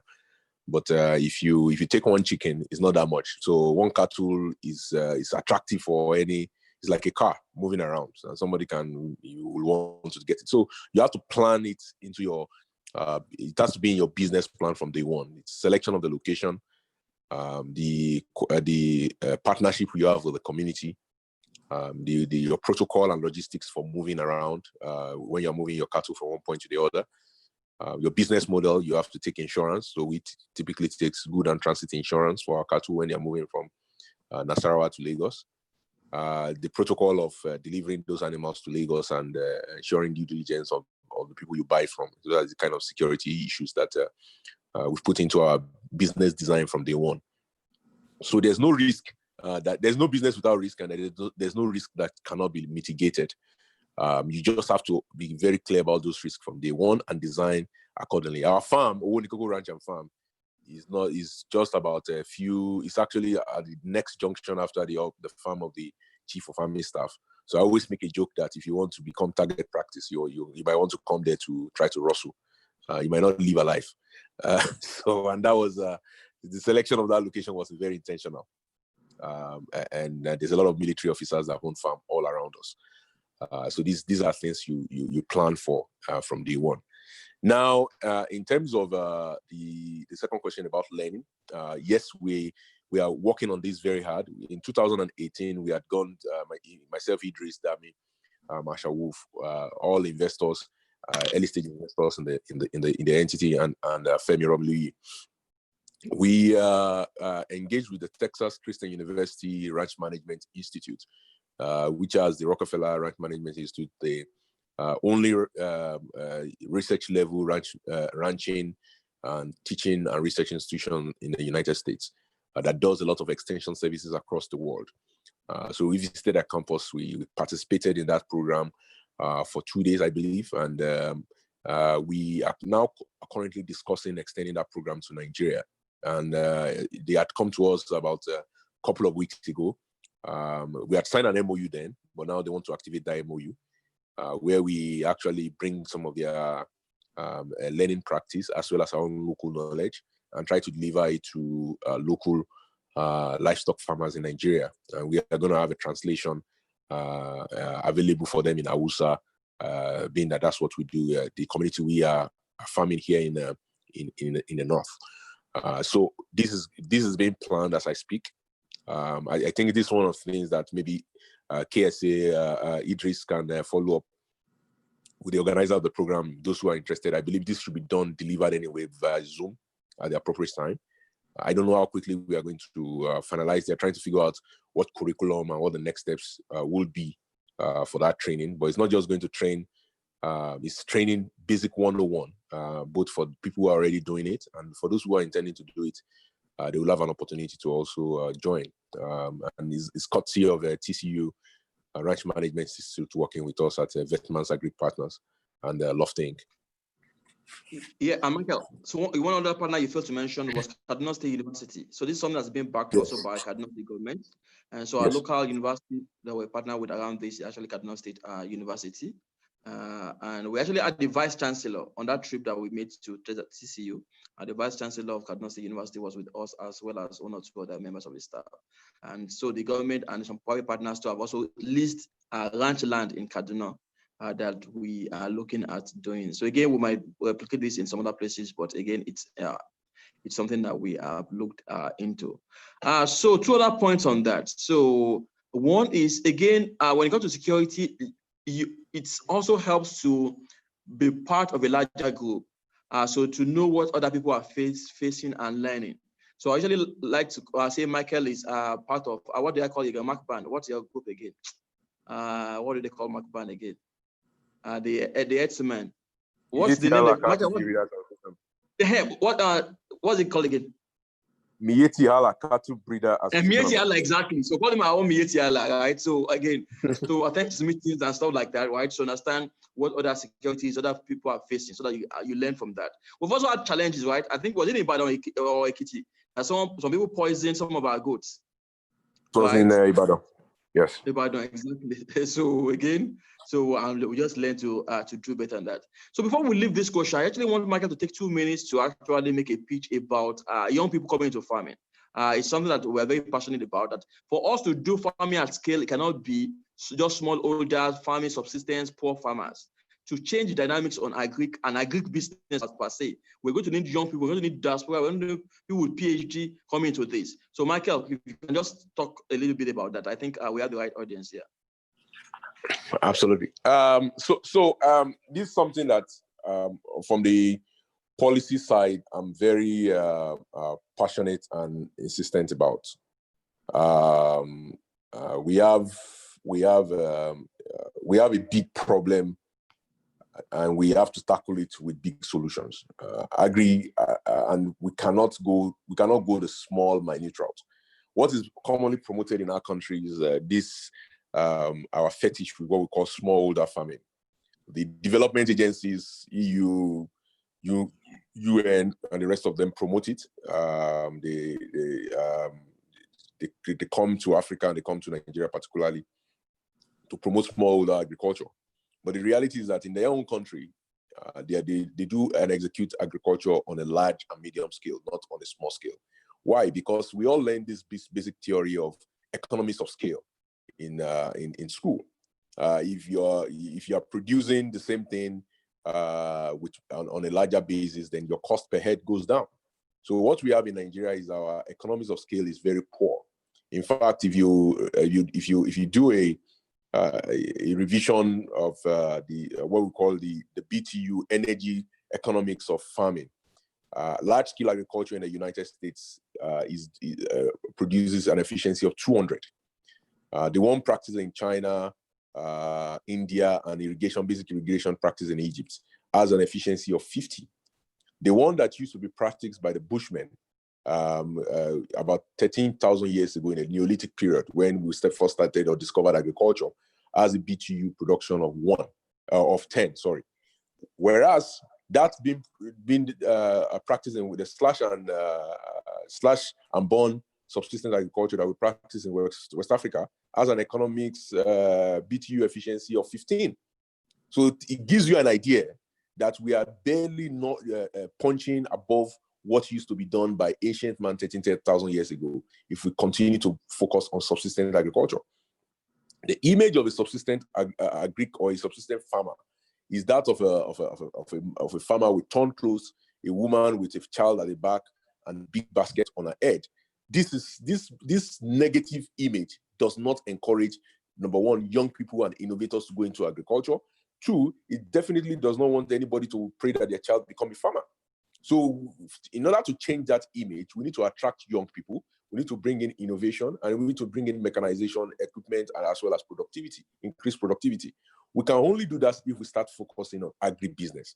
Agribusiness is a little different from just agriculture. Agriculture can be a hobby. Gardening is agriculture at the end of the day. You want to garden. I mean, and I got this eureka moment, if you would like to call it, about 3 years ago when I had to go on a call with some folks from Texas who were investing in Ethiopia. And I was very effusive and happy about the work we had achieved at Owonikoko. And I was telling them about our 40 hectares, how we are going to plan into integrating and all that. Oh, they said, well, that's interesting. You are doing very good gardening. We are doing about 40,000 hectares in Ethiopia. That's when it suddenly dawned on me that I have to step up my game. I mean, you 40 hectares to 40,000 hectares is a degree of 1,000.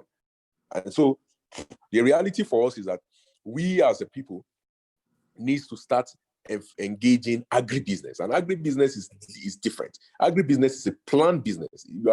First and foremost, you are focused on productivity and efficiency. You want to put in one and you want to get 200, just like I mentioned about the United States and mechanized farming. And to do that, you need to have a specialized team. You need to build a team, just like any other business. You don't need every engineer in the world to have an engineering company. No, what you have is less than 1% of engineers start engineering companies, and then they employ engineers. And then when they employ engineers, they bring in mechanical engineer who specializes in mechanization and mechanical engineering, another electrical engineer, they bring in civil, they bring in structural, they bring in specialist engineers. So that same principle has to be applied to agriculture. In agriculture today, the way we practice subsistence farmer, the same person that is doing agronomy that wants to tell you how to grow seed and all of that, the same person that will tell you how to apply fertilizer, the same person that wants to do mechanization, want to drive the tractor, the same person wants to do all of these things. And the reality of the matter is that one person cannot know it all. One person cannot do everything. For you to build an agribusiness, you need to first and foremost put together a business plan. You need to have your exit. You need to understand what you want to achieve. And then you need to build specialist teams. Those specialist teams will be specialized in what they are good at doing. They will go to training. That is agribusiness. And then you will be solving a big problem and you'll be accessing a big market. And this is where Nigeria and our country need to move forward, and we require the diaspora. We don't need you to come here to do agri as an hobby. We don't need you to come here to do gardening. We need you to come here to build agribusiness. And if international companies, people that don't know their left from their right in Nigeria, like Olam, are able to come here to do agribusiness and prosper, I don't see a reason why diasporans like yourself cannot come here and prosper, provided you are focused on building agribusiness, not agriculture for hobby or agriculture as gardening or agriculture because I like to do it. And in so doing, you bring in and pull in young people. The average age of a farmer in Nigeria now is about 60 to 65 years. It's said to climb to about 70 to 85 years in the next 20 years, which is very bad. Who will produce our food when all the farmer will be too old and rugged to be able to use the So we need to move quickly and encourage our young people to get into agriculture as agricultural workers, as agric workers, as agric employees with specialist areas. The agronomist has a role to play. The accountant has a role to play. The vet doctor has a role to play. The crop scientist has a role to play. The soil scientist has a role to play. Even the guy that studied meteorology has a role to play in an agric team. We need consultants. All of these areas we've abandoned since we abandoned agriculture in the last 30 to 40 years as a country, where we went from 70% of our share of our export was agriculture to less than 4% today. We've virtually lost the technical expertise in agriculture. So today, a lot of the people that know what to do in agriculture, we import them from Togo, from Benin Republic, even from India and from China. This is not good. If we want to be if we are the biggest black nation on the surface of the earth, then we have to act like one. That means we have to have the brain capacity, which will leverage on the exposure and the capacity that you have developed in the diaspora to build businesses. And it is not about doing agriculture for the sake of it. Please, let us come home to build agribusiness. Let us put together expert teams. Let's do feasibility studies. Let's identify land and do mapping, do soil tests, apply scientific farming, not doing it the same old way. Them say farming. That will not get us anywhere. We'll continue to produce at poorly. Look, the average maize farmer in Nigeria does about 1.8 tons per hectare. Look, the average in Brazil is about 18 tons per hectare. That's the reason why we cannot compete in the world. Our maize is too expensive because our productivity is too low. And the only way we can step up this productivity is by injecting scientific approach to farming and by also leveraging the energy of the youth, the innovation of our young people, by training them and building them through agribusiness organization, not through random application of knowledge and through the randomization of activities that as we are used to today. This is my pitch, and I hope that we have more people join us. We all don't have to focus on the same supply chain. The sky is big enough for everybody, but please, let's approach it scientifically. Let's approach it as an agribusiness. Let's invest for the long term. Let's bring in and crowd in capital, not just focus on, oh, I'm going to do it for myself so I can enjoy my farm in my old age and retire to my farm. That's the wrong approach to farming. That's the reason why we're where we are. In fact, today we have a lot of people who are in active service, either in civil service or at workplace, and all they are doing is they're buying farmland. But what are you doing? You're buying farmland and you're locking people out of the farms where they should be producing. So Nigeria is producing less because your land is just fallow and it's locked up because you are rich and you are able to earn salary every month to fence the land around and nobody's being employed. So this is actually even contributing to conflict and contributing to unemployment. Instead of us to actually pin down and build agribusiness that will employ the enormous 36 million people who are youths who are unemployed in Nigeria today. We are sitting on a population boom, which can lead to doom if all of us do not focus on job creation. And this is our mission at Lofting. We are all about jobs. And if anything does not bring jobs, then we are not interested. Thank you very much for listening, and I look forward to working with this group. Thanks for your campaign pitch, Michael for president. So anyways, let me take it from there. Michael is asking you to come back home. I am not asking you to come back home. Let me clarify. Michael, yes, you have to do what works for you. Before tomorrow, you will say it is Mr. Idris that asked you to come back home and XYZ. No. So for instance, there are 4 partners. Wale, who's our foundation partner, and I was running operation things on the ground, is in Nigeria.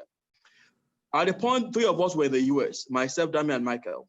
In 2015, Michael 100% moved back with his family. So Michael is in Abuja 100%. I decided I was going to do one leg in, one leg out.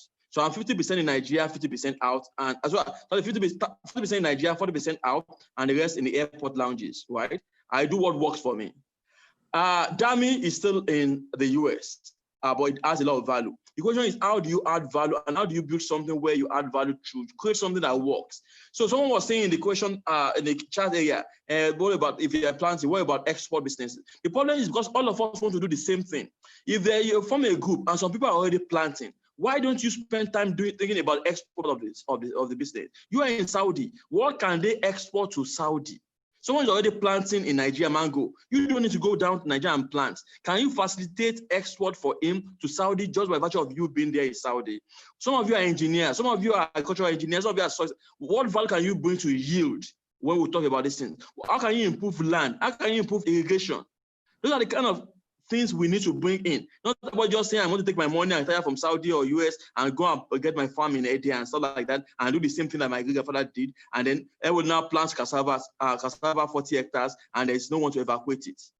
Why don't you look at the value chain and see where does each person add value and what do you bring that's going to make it different? Some of you are going to be just needed as funders, and that's great. Some of you are in this Aramco. You are too busy to go and farm or anything. Bring money to trusted people. Create structure. Again, do things differently. Don't let us just go and I'm going back home, then I'm going to buy land in Ede or land in Okeo and stuff like that. And then next year you come and see Mr. Idris, I asked us to go to Agric, and now we have plantain. Where do we sell it to? Don't call me. Thank you for the responses. I think we have a question that is very much close to what we've discussed so far about Dr. Okay, I can't remember the name of who posted it. He said, do you think GPS and GSM-based animal tracking technology is a viable solution to combat security problem in animal husbandry?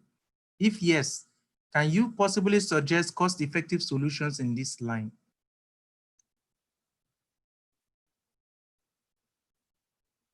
Michael, you want to talk about that? I think his mic is muted. Okay. GPS solutions for animal tracking. Yes. Yes. Yes, it's quite viable. I think even in Nigeria, MTN have a solution that you can actually purchase right now as an IoT, Internet of Things, and there are a couple of other companies also that are implementing this solution in Nigeria. Again, it's probably more useful for the rancher that is focused on beyond the fattening cycle, if you are doing breeding or you are doing milk and dairy, because your animals will be on your farm for 2 to 3 years. And so they are more or less, you have to treat them like an asset. But for those of us who are doing fattening, the animals come in and they're supposed to live within 40 to 60 days. So it might have limited implementation, provided we have already figured out how to secure the ranch. So different, again, good solution, but you must also know the use case that is applicable to you and why it is. Okay, thank you very much for that question. We have a question here that you did mention that you partner with some government institutions, universities, and others. That given the reality on ground, where agencies in Nigeria at times, say for example, you need a particular agency to fast track a particular, work or to acquire something, and that particular institution requires you to give bribe or sort the management staff before you have your way. How have you been able to manage such bureaucracy in the system? I leave difficult questions like that to my Oga, Michael. I didn't get the question clearly. Can you repeat it? So like you did mention that you want to work with agencies in Nigeria, with government, with universities, with everything. They're asking you to make things easy, to Damisiwaju, right? Yes. Right? To soften the ground. How do you engage? How do you engage without falling into bribery? Well, I mean, I think the question to you is, I mean, if you are bringing a solution, if somebody's telling me to bribe them to give them a solution, there's no way they are going to get it out of me. I mean, it's just as basic and straightforward as that. I mean, I'm not going to bribe to provide a solution to you. I'm going to, if you are not cooperating with me, there are 1,001. I think, for example, at Lofting, the very first entity that we approached to partner with in Nigeria was the University of Lagos, which I happen to be my alma mater, and I consider to be the best university in Nigeria. Forget what Idris tells you. He's from one university in Ife. I don't even know what the name is.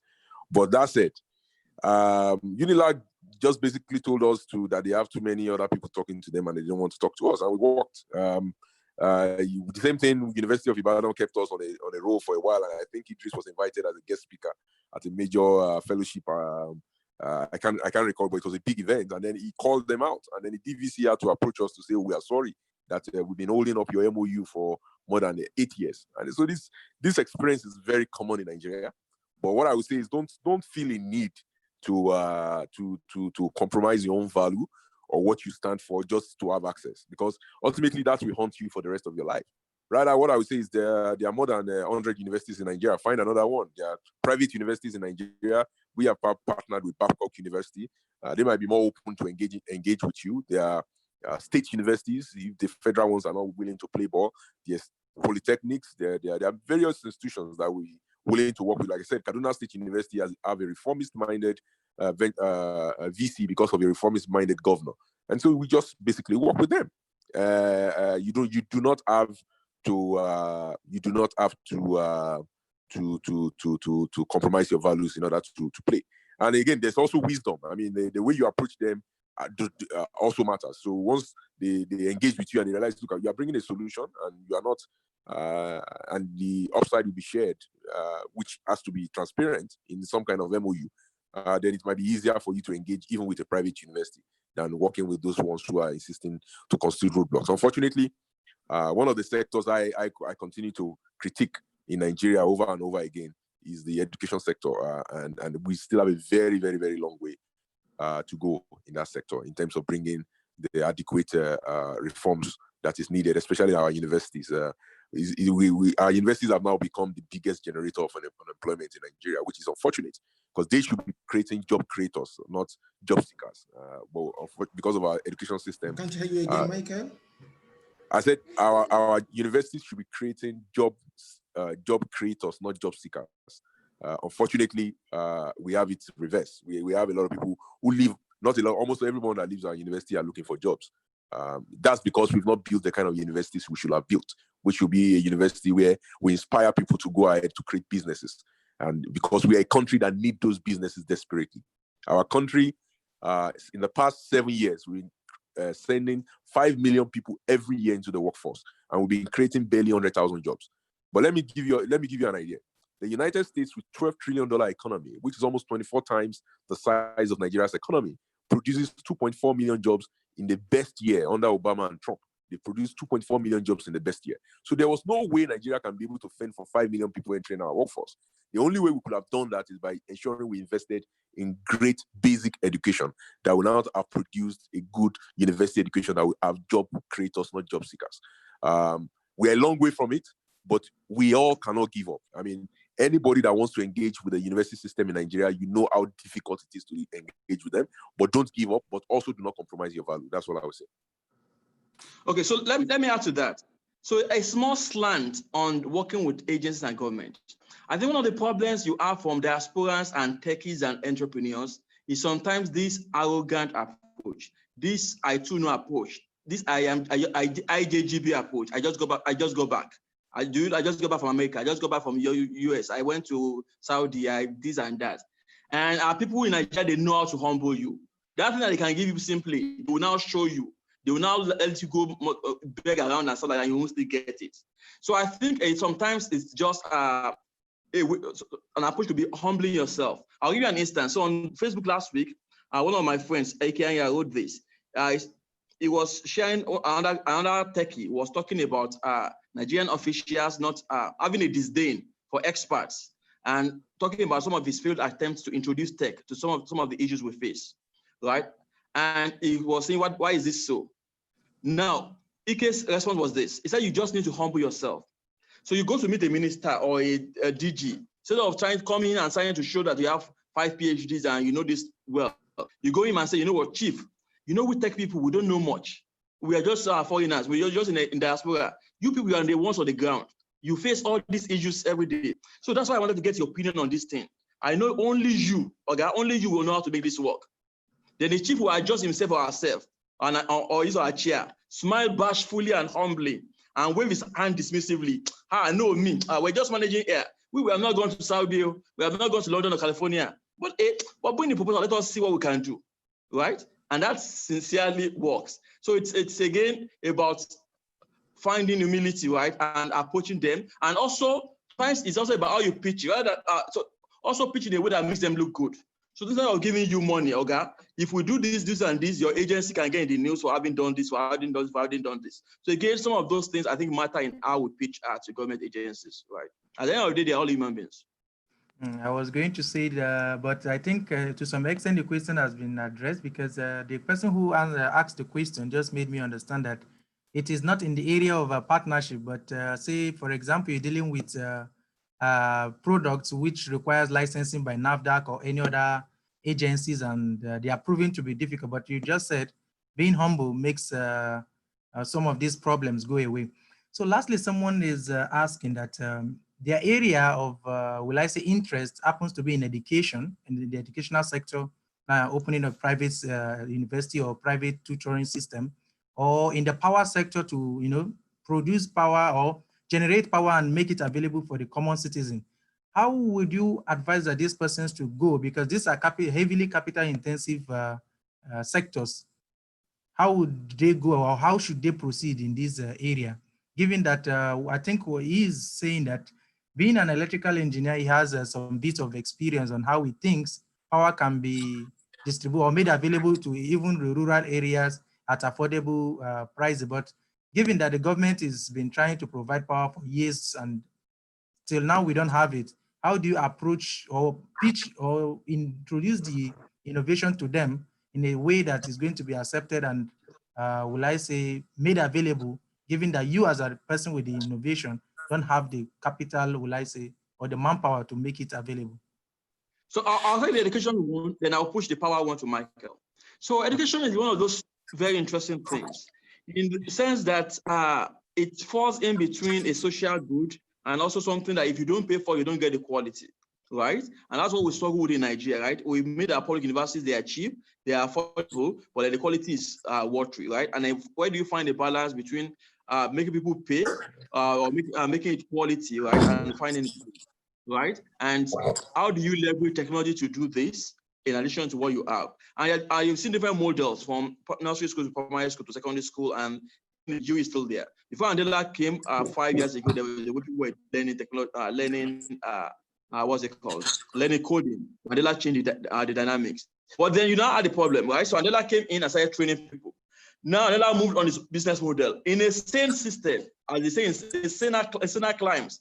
The university should have had 5 years to study the Andela model for delivering and training hundreds of thousands of people on very relevant coding. And as Andela moved upwards in the chain, they should have just been implementing that, right? If Andela was able to train so many people through the Android learning circles and all those stuff with minimal trainers, with resources, there's only starting at universities from being able to implement that and train more people. But again, we have brought the ball. And so again, I've spoken to different entrepreneurs. So for instance, there's Nextport right now. Nextport is one of those universities that's doing online, and Nigeria is a big market. We've had several discussions with them. At the primary school, there are different models. They also tutoring, right? You have physical tutoring, you have the tutorial models. You also have the U-lesson models, right? We invested in one in Jordan last year, Abu, that also has digitized the whole curriculum for secondary school. Students and schools can now use that to teach. Again, there are different models. You just have to pick, but it's a big field, right? You have to decide where do you add the most value, how do you make money. But again, even as much as we don't want to charge and you want things to be open to people, if you're not sustainable, financially sustainable, you'll die. So again, it's about coming up with a model that scales, that has impact. I think that's in the education space, and there are different things we can discuss around that. Bill, I don't know whether Dr. Odukobe is on this call, but we have had several discussions around the education space, and we'll continue to have such. But you have some interesting models. Our email is already in the chat section, so you can drop them. And someone also asked about how to join Innovation Hub. It's there in the chat section. Then you can also ping us on Twitter, right? So Idris Bello is my own Twitter handle. Then Michael is Busanga, so it's one troublesome guy on Twitter. You can find him and ignore the political side and the APC side. Just following for the business side. So Michael, over to you. Thank you very much. Thank you very much, Idris. For Idris to call me the troublesome guy, that is a world record. But I will speak from the power side. This is probably one area that I speak from a position of domain expertise, right? I'm an electrical engineer and specifically a power systems engineer. Practiced, certified both in the United States and Nigeria, and practiced extensively for over 12 years at ExxonMobil and Wally Parsons, building power plants across the world, both in oil and gas, mining and infrastructure sectors. Yes, it is a capital intensive one. That's one risk of power sector. But two, it is also a regulated sector across the world. So you, not only are you going to put a lot of money, your money is going to be at risk of what regulators, especially politicians, think about it as well. So these are the two major handicaps when you are considering the power sector and how you innovate and how you work with it. But it is still possible to invest in the power sector even within Nigeria in different value chains, and the power value chain is quite long. One area which we have not done enough work on, which we continue to require innovation around, is the renewable and off-grid solutions.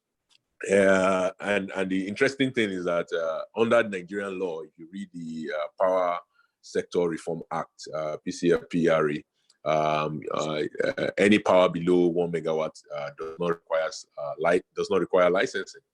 So for those who want to innovate, they can take that loophole and innovate around that loophole and produce power for communities and contract out their power under the radar. But you must first educate yourself because it's a regulated sector.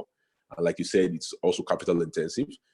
First educate yourself about the gaps and opportunities in the sector and use cases. There's a lot of use cases in agriculture for power. For example, for us, we are currently at Doma Dam, trying to turn around the Doma Dam for grains at our location over there. We are also exploring in the next few months working with the Renewable Energy Agency, the Rural Electrification Agency, sorry.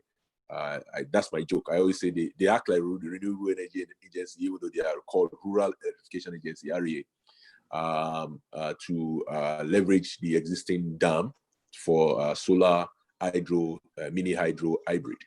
Again, I always tell people that your passion and your professional expertise need to have a common ground of intersection. And in my own case, I found that intersection in agriculture and power. Because I'm a trained power engineer, but I'll bring to bear some of these lessons I've learned in power, both big and small, to the agriculture sector, and see how we can resolve the power challenges of our rural areas and our farmers in order to ensure that we can produce more for less in those rural areas and keep people in the rural areas and reduce the rural-urban drift. So this is what we are exploring in Doma Dam. We are also discussing with a number of people at Gurara as well as Gasol with the Upper Benue River Basin Development Authority. Some of these are the projects related power project or agri project, and you can find other use cases, even mining. You can find use cases in manufacturing and industrialization.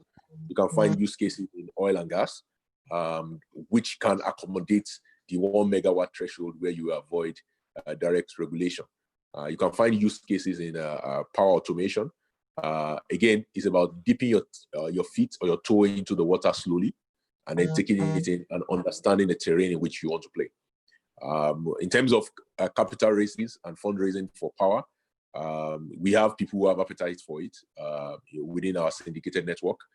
We are currently considering one power automation company for investment in the Lofty Inc. Afropreneur Fund. And we are interested in what the promise the industry seems to have. The government is pushing more and more reforms towards the sector because we really have no choice. The number one unseen tax in Nigeria today is the lack of power. And if we're able to provide power to Nigerians, the economy will just take off in unimaginable ways. If you imagine an average family or an average business spends about 4 to 5 hours daily on generator that produces power at about 150 naira per kilowatt hour. Whereas even if you are paying for grid power across the world, you are probably paying about half of that amount. So for us, we are paying heavily in both naira, kobo, efficiency, noise, pollution by not having power. And we believe that this can be an incentive for the economy if we're able to provide this power to our people. And innovators are always welcome to play there, and we'll be available to listen at Lofty. So I know we are over time, but can I quickly just respond to 2 questions I saw on the chat group? One was about, what does Lofty Inc.'s investment thesis? At the end of the day, summarily it's about people. If you're the right entrepreneur, you have the right team, you are working in the sectors that we believe in, from agri to health to power to food, right? Education. And you will think you are backable, right? So it means you understand the process, you have a strong team, and so talk to us. But at the end of the day, it's about the people and how big the market is that we see in that sector. We'll probably say no most of the time, but again, even when we say no, we'll give you things to think about and advise. Second point I wanted to touch was, someone said, okay, since this is a Muslim-led program, that we didn't speak about the confines of the Sharia on what we invest in, what we don't invest in. I think I've made several lectures about that. I think they brought Dr. Alaro previously. I said something at the beginning and last week. You have to do due diligence on what you invest in. It is your own role, so not mine. So before you invest, does it meet your own ethical and religious confines? Does it meet your risk goals? Does it meet your other things, right? What do you invest in, what don't you invest in, and stuff like that? So do your own due diligence. You are individually responsible for that. May Allah guide us and protect us all. Okay, back to you, back. Okay, thank you very much for the response. I think one last question before I allow the both of you to give a closing remark or a closing sentence. The question is about someone who has an idea, or those who already have ideas of what they really want to do about an innovation they've worked on. How do they partner with you, or how do they reach out to you to have a further discussion as regards to that?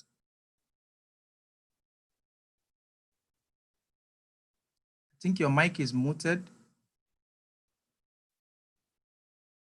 So in the chat box, right, I put Twitter handles. I've also put email. So there's invest@loftyinc.limited.biz. It's the chat box. Invest, that's INVEST, at loftyinc.limited.biz. You can also go to our website, Lofty Inc. Lofty Inc. Limited.biz or Lofty Inc. Capital. winnovation.vc or winnovation.hub. All our contacts are there. You can follow us on Twitter, Winnovation Lofty Inc., Busanga for Michael Oluwagbemi, Idris Bello, Google Farms. You can go to meetymart.com, meatymart.com. You can see our contacts there. So you get in touch, send a deck, and it might not be myself, but someone will respond to you, and I will take it from there. So that you have an investment interest, or you have a business or startup that you're looking to. Again, even when we still know, we would have some advice to share, or ask someone we can recommend you to go talk to. Okay, thank you very much for that. So I want to thank our participants for staying this long. It's really been a very engaging and interesting discussion thus far. So at this time, I would like to give our special speakers time to give their closing remarks, as we've, I think, exceeded the time limit. So we could have some closing remarks, and then I'm very sure we'll share the emails and the links you've made mention to the participants, so that they could also further communicate after the program. Sure, Michael, please go for it. Final parting words. Okay, sorry, I was speaking to the mute mic. I really want to thank everyone for joining the program. I really enjoyed sharing from the little I know. If we all put our heads together, certain that we can have a country that we dream of. I want to encourage everyone not to give up on Nigeria. You more than everyone anywhere you are in the world today, the world is experiencing an increased level of nationalism. And the diaspora is being reminded every now and then that you have your own country, you should go to your own country. And that speaks to the fact that we need to care more about where we actually come from. If we are not reminded, our children will be reminded. So we have to work double hard to ensure that we can give them in Nigeria they will be proud of. And that requires you to network, that requires you to lean on others, that requires us to work very hard together to cover ground. If you give me 2 minutes, I like to use this to close. I talk about the challenges of each generation. Nigeria has had 4 generations, and now this the 5th generation of Nigerians are being produced. Why do I say that? In 1900 was when we had the Northern Protectorate of Nigeria and Southern Protectorate of Nigeria, got amalgamated in 1914. Those people who were born 1900 to 1925 were the first generation of Nigerians. People who were born before them were citizens of Ekiti or Ijesha or whatever it may be, but the first generations of Nigeria were born 1900 to 1925. They were citizens of the British Empire. And so their biggest challenge was how they were going to leave Nigeria independent. And the likes of Ahmedu Bello, Tafawa Balewa, Obafemi Awolowo, Nnamdi Azikiwe, Okpara, and the rest of them, whether we like it or not, they left Nigeria an independent country. We might not like the quality of the independence, but at least they achieved the battle of their generation, the challenge of their own generation. They overcame it and delivered to us an independent country. The generation after them is the generation of 1926 to 1950. This second generation of Nigeria were the one that were in a hurry and came into the scene in 1966 after the coup. And virtually, even the current president of Nigeria comes from that generation. They were born 1926 to 1950. That generation, the biggest challenge they had was how to keep Nigeria one.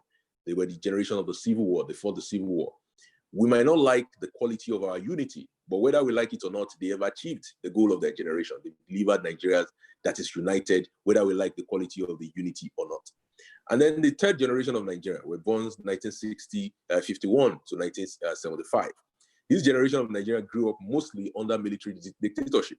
They had the struggle to ensure that Nigeria was democratic. They are the generation of democracy, the likes of Goodluck Jonathan, Professor Yemi Osinbajo, the likes of the likes of pro-democracy struggle fighters like Senator Judu and the rest of them. They were born in this generation. They fought Abacha, they fought him to a standstill. And whether we like the quality of our democracy or not, Nigeria is a democratic country. So they've achieved the goal of their own generation. The 4th generation of Nigerians, which I happen to be part of, and maybe a lot of us on this call are part of, were born in 1975 to 2000, 1976 to 2000.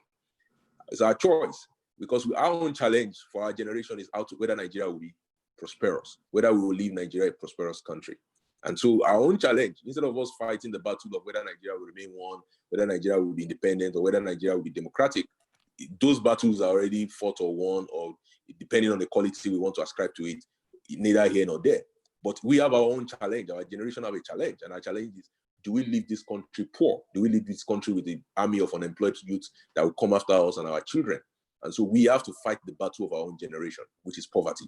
And so I enjoin you that, please, let's focus on the battle of our own generation and hopefully leave Nigeria a prosperous country in the next 20 years. Thank you very much. Thank you very much, Michael.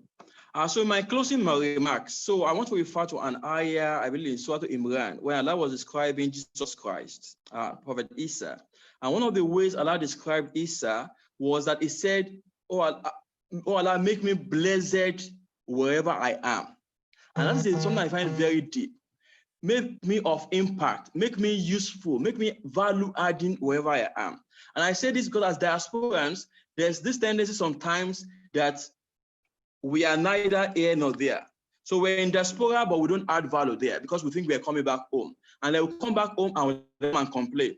And so we have not added value in either place. And so I think it's very important that even before thinking of going back home or investing in Nigeria, add value where you are, get value, become something, be useful, gain, build alliances, build networks. And that allows you to now see how do you add value back to Nigeria as a country, right? So when I look back at Lofty Inc., I think today we say we're 10 years old from 2010 till now.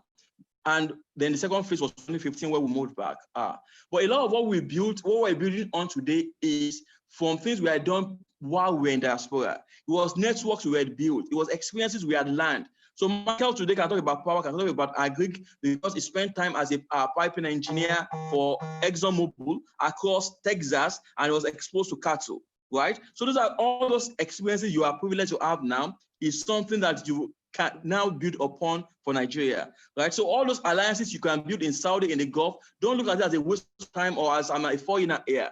Build those alliances, get those experiences, and those are the things that tomorrow you are back in Nigeria and someone needs to do something in the Gulf and you're the person being called upon because you have that experience, you have that exposure, and you have that alliance. And lastly, it cannot just be about money. If it was about money, I don't think we would be doing this. I resigned from ExxonMobil. Michael was, after ExxonMobil went to Wally Parsons, Dan was with Google and a fund partner too. But again, I come to a point in life, it's about more about value. Even when you lose money, you look at the number of thousands of people you have employed, either directly or indirectly. And so as long as you have a purified intention, you hopefully, inshallah, you get the rewards for that. So I think yes, we want to make returns on our wealth, but I think it's also important that we also think about making returns on people and making returns on impact. And I think if you do that, even if the short term you are not making financial returns, you know you are adding value. Thank you very much for inviting us to do this. Thank you very much, the guest speakers. Just a quick reminder, we have a poll that is currently running. Do kindly make effort to, will I say, respond to the poll. Just 44 persons out of 87 has responded so far. On behalf of the Nigerian community here in Saudi Arabia and its environment, we sincerely want to thank you for the time you've taken to share your wealth of experience and knowledge with the participants. We are indeed grateful. As you can see from the chat, lots of people are really very happy and really very thankful for the knowledge you've shared so far. And we can only pray that may Allah subhanahu wa ta'ala continue to bless, guide and protect you all wherever you find yourself and in everything you try to achieve. May your efforts be crowned with success. More so, I believe the relationship, or if at all we have any now, would go beyond this program. And many of us would like to be able to reach out, advice or guidance or counseling. I believe some individuals have indicated that they've tried to send you a request on LinkedIn, which is a professional platform, and some are even asking if they could have your contact, which I don't know if it's possible, but I mean, they could reach you via the emails and the links you shared. We sincerely want to thank you for taking our time and being with us at this hour. Also want to thank the participants for taking our time to be with us today. We believe that as a community, we would strive to make available individuals of, will I say, individuals who have achieved greatness in their field, or who have achieved success to try to guide our generation. As it is said, There is so much responsibility that lies on our generation to make sure that our country is not where we hope or wish we would never return, but a place that many, even the foreigners, will wish they had citizenship to return to. So we want to thank and encourage everyone that the Nigeria we have today is as a result of our decisions, and then the Nigeria we sought is as well as a result of the decisions we make today and the contributions we are willing to put in. Thank you all for taking out time to be with us today, and we hope and pray that inshallah very soon we'll have more interesting programs to share with you. At this time, I'd probably like to call on Brother Nas. He has any parting words to say before we kindly, will I say, end the webinar session. Thank you all once again for being with us today. We very much appreciate. Naam, Assalamu alaikum wa rahmatullahi wa barakatuh. Actually, no parting words. That caught me very much unaware. I just want to appreciate everybody for participating in this event, and we hope that we are going to be able to see you in our future events. We also appreciate the speakers for sharing from their wealth of knowledge and experience. May Almighty Allah continue to guide and protect you. Thank you, everybody. We call it a day for now, and we will inform you of our future programs, inshallah. Thank you very much, and thank you for attending. Thank you once again. Thank you everyone for being with us today. I believe the recordings will and the questions and some of the transcript will be shared after now. So if at all, we'll try to get that across to you so that you could as well listen over the program again and probably try to take some, because I think some of the questions were fast and it's almost impossible to grab everything, but we'll try as much as possible to share the video recording so you could as well keep it as well, I say an asset now, because it has so much wealth of information that everyone will benefit from. So thank you once again for being with us, and we look forward to seeing you in our next program. Yeah, let me also put that you can access the video on the YouTube. We have on the YouTube page of NCUPM. If you go to YouTube and just search for NCUPM, we have a YouTube page. We are currently running live there now, and the video recording of this event. And our other, you can find the video, all our video recordings on the YouTube page. So kindly subscribe to the YouTube page so that you can always be, we can always update you on time. Thank you very much. Thank you. Assalamu alaikum wa rahmatullahi wa barakatuh. Wa alaikum assalam wa rahmatullah. Thank you. Mr. Mike Oluwagbemi, thank you so very much. Thank you so much. Thank you so much.